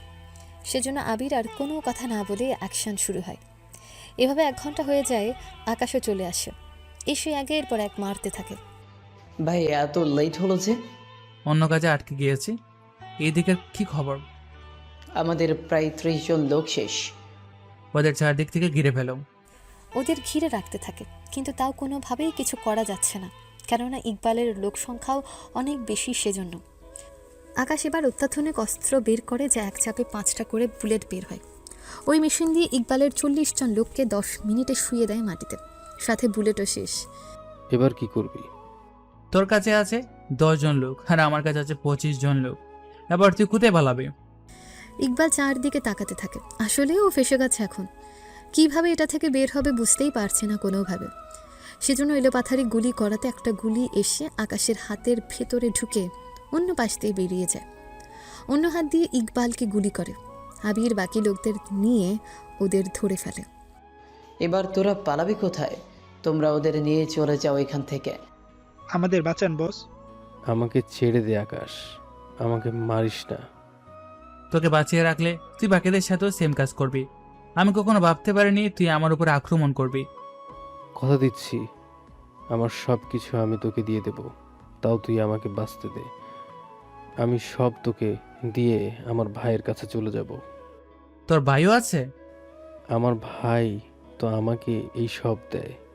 যদি তুই আমাকে মেরে ফেলিস তাহলে আমার ভাই কিন্তু তোকে কোনোভাবেই ছাড়বে না। আকাশ কোনো কিছু না ভেবে গুলি করে মেরে ফেলে, সাথে ইকবালের সব লোকদেরও। তারপর ওদের মাটি দিয়ে দেয় আবির বাকি লোকদের নিয়ে। ওদের মেরে হসপিটালে আসে আকাশ। এসে নিজের চিকিৎসা করিয়ে বাসায় ফিরে। এসে দেখে সবাই ড্রয়িং রুমে, তাও রাত 2টা বাজে। আকাশকে দেখে ইরা দৌড়ে এসে জড়িয়ে ধরে। আকাশ, তোমার হাতে কি হয়েছে? তুমি ঠিক আছো তো? সামান্য কেড়ে গেছে, কয়েকটা দিন রেস্ট নিলে ঠিক হয়ে যাবে। চলো এখন রুমে। রুমে এনে খাইয়ে দেয়। কয়েকটা দিন ইরা আকাশের সেবা যত্ন করতে থাকে। এবার আকাশ পুরোপুরি সুস্থ। কাজ কতটুকু এগুলো? এই তো যা যা লাগবে সবই এনেছি। সবটা জোড়া দেওয়া হলেই বাকি কাজ আমরা শুরু করব। ঠিক আছে, তাই করব। কিন্তু তোমার হাতে কিভাবে এরকম হলো? ওই দিন অফিসে তোমার ওরকম কথাবার্তা শুনে তো আমার। ও কিছু না, কাল থেকে তাহলে অফিসে যাব। ঠিক আছে। পরের দিন ওরা অফিসে আসে। আবিরকে কল দিয়ে ওই দিকের পরিস্থিতি কী রকম তা জিজ্ঞেস করতে থাকে। সবটা জানা হয়ে এলে, আচ্ছা আগামীকালে এসে সবটা ঠিক করব। আপাতত ওদের হসপিটালে বাকি চিকিৎসা করাতে থাকো। ঠিক আছে, তাই করব। কি করার, কাজ করতে থাকে। কি কি ডিজাইন কিভাবে করবে সে সব কিছু ঠিকভাবে দেখতে থাকে। কিছুক্ষণ পরে, এরা চলো এবার বাসায় যাই। তোমার কি শরীর বেশি ব্যথা করছে? ওইসব কিছু না, তাছাড়া দেখতেই তো পাচ্ছ সন্ধ্যা হয়ে এসেছে। ঠিক আছে, চলো তাহলে। কি করার, ওরা চলে যায়। পরের দিন অফিস বন্ধ থাকায় আকাশ চলে আসে হসপিটালে। কার কি খবর? যারা আহত হয়েছে তাদের মধ্যে অনেকে এখন ঠিক আছে। 1 সপ্তাহের মতো চিকিৎসা নিলে ঠিক হয়ে যাবে। একটা কাজ করো, যারা মারা গেছে তাদের লিস্ট বানাও, ওদের পরিবারকে 10 লক্ষ করে দেওয়ার ব্যবস্থা করো। যারা আহত হয়েছে এখানে যারা কাজ করার মতো অবস্থা হবে তাদের রেখে দাও। যারা কাজ করতে পারবে না তাদের 7 লাখ করে দাও, আর যারা কাজ করতে পারবে তাদের 3 লাখ করে দিয়ে দাও। তাহলে তো এইখানেই লেগে যাবে 5-6 কোটি টাকার মতো। যা বলেছি তা করো। ঠিক আছে, তাই করতেছি। এরপর বাকিদের লিস্ট অনুযায়ী যেভাবে যেভাবে বলেছে সেভাবে তাদের পরিবারের কাছে টাকা পাঠিয়ে দেওয়া হয়। সত্যি ভাই, আপনি অনেক মহান, নয়তো এত কিছু করতেন না। একটা কাজ বড় হতে হলে সবচেয়ে গুরুত্বপূর্ণ হচ্ছে তার শিকড়। শিকড় যত বড় আর বেশি হবে ততই গাছ শক্ত হবে। তোমরা হচ্ছ আমার জন্য তেমনই। তোমাদের ভালো মানে আমার ভালো। ভাই, আমাদের সব শত্রুর লোক তো মারা গেছে, তাহলে কি আমরা এখন? সবাই মারা তো গেছে, কিন্তু ইকবালের একটা ভাই আছে, আমি শিওর ও ওই শালায় প্রতিশোধ নিবেই। কিন্তু ওকে চিনবো কি করে? আমি ইকবালের আস্তানায় কিছু সিসি ক্যামেরা লাগিয়েছি, এতে করে কে আসে কে যায় সবকিছু জানতে পারবো। তাহলে তো ঠিকই আছে। কাজ কিন্তু এখানেই শেষ না, আমাদের আরও লোক জোগাড় করতে হবে। যেহেতু ইকবাল নেই, সেজন্য যত ছোটোখাটো মাফিয়া লোক আছে সবাইকে আমাদের দলে নিয়ে আসো, তাহলে আমরা ওই লোকটার মোকাবিলা করতে পারবো। তারপরে ওইদিকে শহরের শেষ প্রান্তে একজন লোক তার লোকদের থেকে ইকবালের কথা শুনতে পায়। কে তাকে মেরেছে সেটাও জানতে পারে। ইকবাল ভাই আমার, তুই কোনো চিন্তা করিস না, আমি তোর মৃত্যুর প্রতিশোধ অবশ্যই নিব। কিন্তু বস, কবে বের হবো আমরা? রাস্তা না আগে খুঁজে বের করো। আমি শিওর ও তার আগের রাস্তা নাই এখন আর থাকবে না। ঠিক আছে, আমরা খবর নিচ্ছি। ওইদিকে আকাশ আবিরকে নিয়ে ইকবালের আস্তানায় আসে। ওখানে যত অস্ত্র পায় সব অস্ত্র নিয়ে চলে আসে, সাথে টাকাও। ভাই এবার আমাদের কাজ কি? আমাদের আশেপাশে যত লোক আছে তাদের সবাইকে বলো আমাদের দলে যেন যোগ দেয়। যে রাজি হবে না তাদেরকে মেরে ফেলবো? হ্যাঁ, তাদের মেরে ফেলো, কেননা ওরা বেঁচে থাকলে আমাদের জন্য লস হয়ে যাবে। আচ্ছা ভাই, আমি কাল থেকেই শুরু করব কাজ। কোনো কিছু যদি লাগে আমাকে জানাবি। ঠিক আছে ভাই। দুদিন পরে ইরা হঠাৎ করে মাথা ঘুরে পড়ে যায়। সেজন্য ডক্টর কাছে নিয়ে যায়। ডক্টর কিছুক্ষণ দেখার পর, ডক্টর, বয়ের কোনো কারণ নেই তো? তেমন কোনো ভয় নেই, কিছুক্ষণ পর নিয়ে যেতে পারবেন। আচ্ছা, আমি বাইরে অপেক্ষা করতেছি। ঠিক আছে, যান। ডক্টর বাহিরে চলে যায়। কিছুক্ষণ পরে ইরাকে ডক্টর সবটা বলে। ইরা তো অনেক খুশি। তোমার হাজবেন্ড কি জানে? ওনাকে আমি কিছু বলিনি। আমি চাই কথাটা আপনি নিজের মুখে বলেন, তাহলে সে বেশি খুশি হবে। ঠিক বলেছেন, তবে এত তাড়াতাড়ি আমি ওকে কোনো কিছু জানাবো না। ওটা আপনার ইচ্ছে, তবে 1 মাস পর পরে এসে চেক আপ করে যাবেন। সাথে সাবধানে চলবেন, কোনোভাবেই বেশি শির ওঠানামা করবেন না। দৌড়াদৌড়ি তো একদমই না, হাঁটতে পারেন, এতে সমস্যা নেই। ঠিক আছে ডক্টর। বেরিয়ে আসে, তবে ইরার মুখে হাসি দেখে বুঝলাম না, এত খুশি কেন তুমি? হো মা, এখন কি আমি খুশি হতে পারবো না? আমি ব্যাপারটা তা বলিনি। আচ্ছা, এখন বাসায় চলো। ঠিক আছে, চলো। এরপর থেকে ইরা নিজেকে যতটা সাবধানে ভাবে চলা যায় ততটা সাবধানে চলাচল করে। ব্যাপারটা ইরা ওর মাকে জানে, তবে এটাও বলে যেন আকাশকে না বলে কোনো কিছু। ওইদিকে ইরফানের লোকেরা অনেক খোঁজাখুঁজি করার পরেও কোনোভাবে আকাশের আস্তানার খবর পায়নি। সেজন্য বস, একটা কাজ করলেই তো হয়। কি কাজ বল? আমাদের ওখানে আশেপাশে তো আরো কিছু ছোটখাটো মাফিয়া আছে, ওদের জিজ্ঞেস করি, ওরা তো জানবে। তাহলে এতদিন জিজ্ঞেস করা হয়নি কেন? হঠাৎ করে আমরা জিজ্ঞেস করলে কেউ কোনো কথাই বলবে না, এখন জিজ্ঞেস করতে আর সমস্যা নেই। ঠিক আছে, তাড়াতাড়ি করে বেরিয়ে পড়ো। তবে শোনো। জি বলেন। যদি কেউ বলতে রাজি না হয় তাদের ওখানে শেষ করে দিবি। ঠিক আছে বস। এরাও বেরিয়ে পড়ে। আবিরও লোকদের ওদের দলে আসার জন্য বলে। যারা রাজি হয়েছে তাদের নিয়ে আসে, আর যারা রাজি হয়নি তাদের এক এক করে মেরে ফেলে। এভাবে ছোটোখাটো অনেক লোকই মারা যায়। একটা সময় আকাশের দলে এখন 70+ লোক হয়েছে। ভাই অনেক লোকই তো হলো। এবার একটা অনুষ্ঠান করো যেখানে আমি এসে সবার সাথে কথা বলবো। ঠিক আছে ভাই। 3 দিন পরে অনুষ্ঠান শুরু হয়। সেখানে সবার সামনে আকাশ দাঁড়িয়ে আছে। তোমরা হয়তো জানো না আমি কে বা কি আমার পরিচয়। আমি তোমাদের সবার বস। তোমাদের আমি এই জন্য আমার দলে এনেছি, তার কারণ ইকবাল। কিন্তু ইকবালকে তো আপনি মেরে ফেলেছেন। তোমাদের আমি যেই জন্য আমার দলে এনেছি তার কারণ ইকবাল। কিন্তু ইকবালের একটা ছোট ভাই আছে, ও আমাদের সবাইকে মারতে চায়। সেজন্য আমরা সবাই একত্রিত হয়েছি যেন ইকবালের ভাইয়ের মোকাবেলা করতে পারি। এখন ওরা ওর ভাইকে মেরে ফেলবে, তারপর আমরা কি করব? ওদের সাথে লড়াই করার সময়ে যারা মারা যাবে তাদের আমি এক একজনকে 10 লক্ষ টাকা করে দেব। যারা আহত হবে তাদের চিকিৎসা খরচ তো দিব, সাথে ওদের 7 লক্ষ করে টাকা দেব, এবং এরপর আমরা পুরো মাফিয়ার জগৎটা ছেড়ে দেব। কিন্তু এই জগৎ ছেড়ে দিয়ে আমরা চলবো কি করে? আমি যে 7 লক্ষ টাকা করে দেব তা দিয়ে ব্যবসা করবে। যদি কারো আরও কিছু বাড়তি প্রয়োজন হয় তাও আমাকে জানাবে, আমি তাদের সাহায্য করব। সত্যি ভাই, আপনি অনেক মহান। সেজন্য তোমরা নিজেদের নাম, বাবা মার নাম, বাড়ির পুরো ঠিকানার সাথে পরিবারের কারো মোবাইল নাম্বার লিখে জমা দাও। একে একে সবাই সবকিছু লিখে জমা করে দেয়। সেগুলো নিয়ে আকাশ চলে আসে। পরের দিন থেকে ওরা নিজেদের মতন সব পাহারা দিতে থাকে। এইদিকে আকাশও হেক্সা ডিজাইন কাজ করতে থাকে। এভাবে 7 দিন কেটে যায়। শোনো না, আর কতদিন লাগবে? এখনো তো 2 মাস লাগবে সবকিছু ফিটিং করতে, তারপর বাকিটা কোডিং করে করতে হবে। আরো তাড়াতাড়ি কি করা যায় না? তোমার কি তারা আছে? কিছুটা তো আছে। আচ্ছা ঠিক আছে। ওইদিকে অনেক চেষ্টার পরে ইরফান আকাশের আস্তানার খোঁজ পায়। সেজন্য ওখানে হামলা করার জন্য লোক নিয়ে যায়। ওইদিকে তোরা কি ঠিক বলেছিস? জি ভাই, ঠিক বলতেছি। ওরা এইদিকে আসতেছে। আচ্ছা, আমি ভাইকে খবর দিচ্ছি। তোরা সব কিছু করা পাহারা দে, ওদের গাড়ি দেখা মাত্র হামলা করবে। ঠিক আছে। আবির আকাশকে জানায় তখন আকাশ অফিসে ছিল। ওই কথাটা শুনে আর স্থির থাকতে পারল না, সেজন্য আগের মতো ইরার কপালে চুমু দেয় একটা। দাঁড়াও আকাশ, হ্যাঁ বলো, কিছু হয়েছে? কয়েকটা মাস আগেও সেমভাবে কপালে চুমু দিয়ে বের হলে, আর আসলে হাতে ব্যান্ডেজ নিয়ে। তুমি কোথায় যাচ্ছ, কেন যাচ্ছ? আমি এই নিয়ে তোমাকে কোনো কিছু জিজ্ঞাসা করব না, শুধু এইটুকু বলবো, আমার সন্তান যেন পৃথিবীতে এসে ওর বাবার মুখটা দেখতে পারে। ওই দিন ডক্টর আমাকে বলেছে আমি প্রেগনেন্ট। কথাটা শুনে আকাশ খুশি হয়ে ইরাকে জড়িয়ে ধরে। তুমি এর আগে কেন বলনি আমাকে? ভেবেছিলাম তোমাকে সারপ্রাইজ দেব আরও পরে, কিন্তু তোমার আজকে এসবের জন্য বলতে হলো। সত্যি আমি অনেক খুশি হয়েছি এরা। আমি চাই আমার সন্তান পৃথিবীতে আসার পরে ওর বাবার মুখটা যেন দেখতে পায়। যদি এমনটা না হয় তাহলে আমি আমার সন্তানকে নিয়ে দুনিয়া ছেড়ে চলে যাব। এবার আকাশ নিজেও কেঁদে দেয়, সাথে ইরার পেটে হাত রেখে কথা দেয়।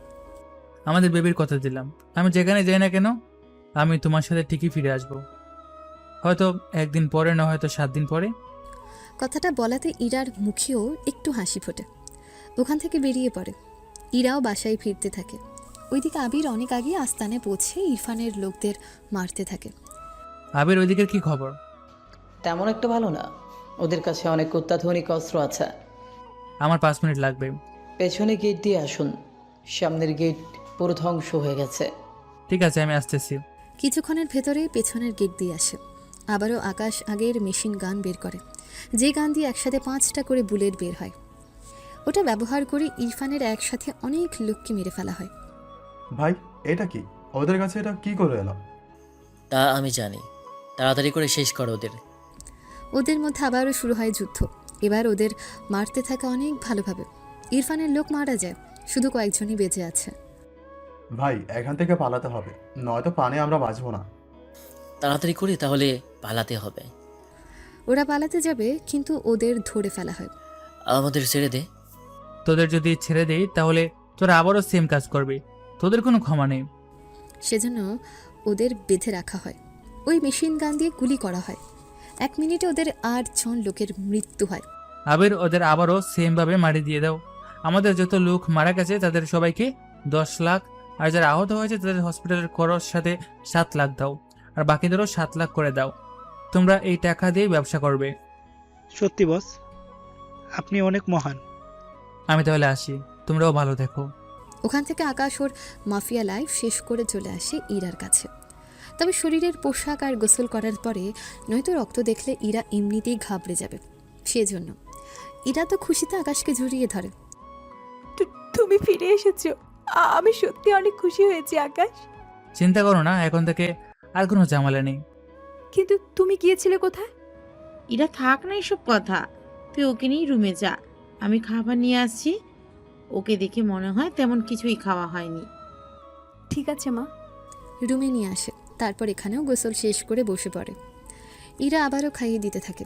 কয়েকটা মাস পরে ইরাকে হসপিটালে নিয়ে যাওয়া হয়, আর ওখানে ইরার একটা ফুটফুটে বাচ্চা হয়। বাচ্চাকে দেখে পরিবারের সবাই অনেক খুশি হয়। দেখো, বেবি পুরো তোমার মতো হয়েছে। তোমার বেবি বলে তোমার মতো হয়েছে, এরপর যে বেবিটা হবে ওটা আমার মতোই হবে। তুমি কি আবার বেবি নেবে? অবশ্যই নেব, এখন তো ছেলে বেবি হয়েছে, আমি এরপর মেয়ে বেবি নেব। তোমার শখের জন্য কষ্ট করতে হবে আমাকে? এইটুকু কষ্ট তো করতেই পারো। তোমার খুশির জন্য এইটুকু তো করাই যায়, তবে এর জন্য তোমাকে আরো 3টা বছর অপেক্ষা করতে হবে। তোমার সুস্থতার কথা চিন্তা করে করলাম অপেক্ষা। আচ্ছা শোনো, তোমাকে একজনের সাথে পরিচয় করে দিব, যে ছেলেটা তোমার মতোই টেকনিক্যাল হ্যাকার, তবে তোমার তুলনায় কিছুটা কম। আমার মতো? কে সে ছেলে? অনলাইনে একটা ছেলে আছে, যে ছেলেটা আমাকে সাহায্য করেছিল তোমার সাথে পরিচয় হওয়ার আগেই। কি বলো, নাম কি ওই ছেলের? নাম তো জানি না। আচ্ছা, ওকে মেসেজ করছি। ইরা মেসেজ করে আকাশকে দেখায়।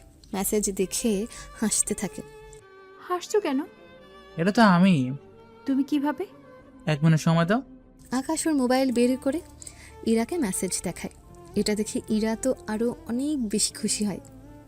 তার মানে তুমি এতগুলো বছর ধরে আমাদের সাহায্য করে এসেছো? তাহলে তুমি ছিলে? দেখো কি ভাগ্য, অথচ আমি জানতামই না। আর জানতে হবে না, আমি চাই তোমার মতোই আমাদের সন্তানকে তুমি একজন টেকনিক্যাল হ্যাকার বানাও। শুধু হ্যাকার না, টেকনিক্যাল হ্যাকার ওয়ার্ল্ড বানাবো।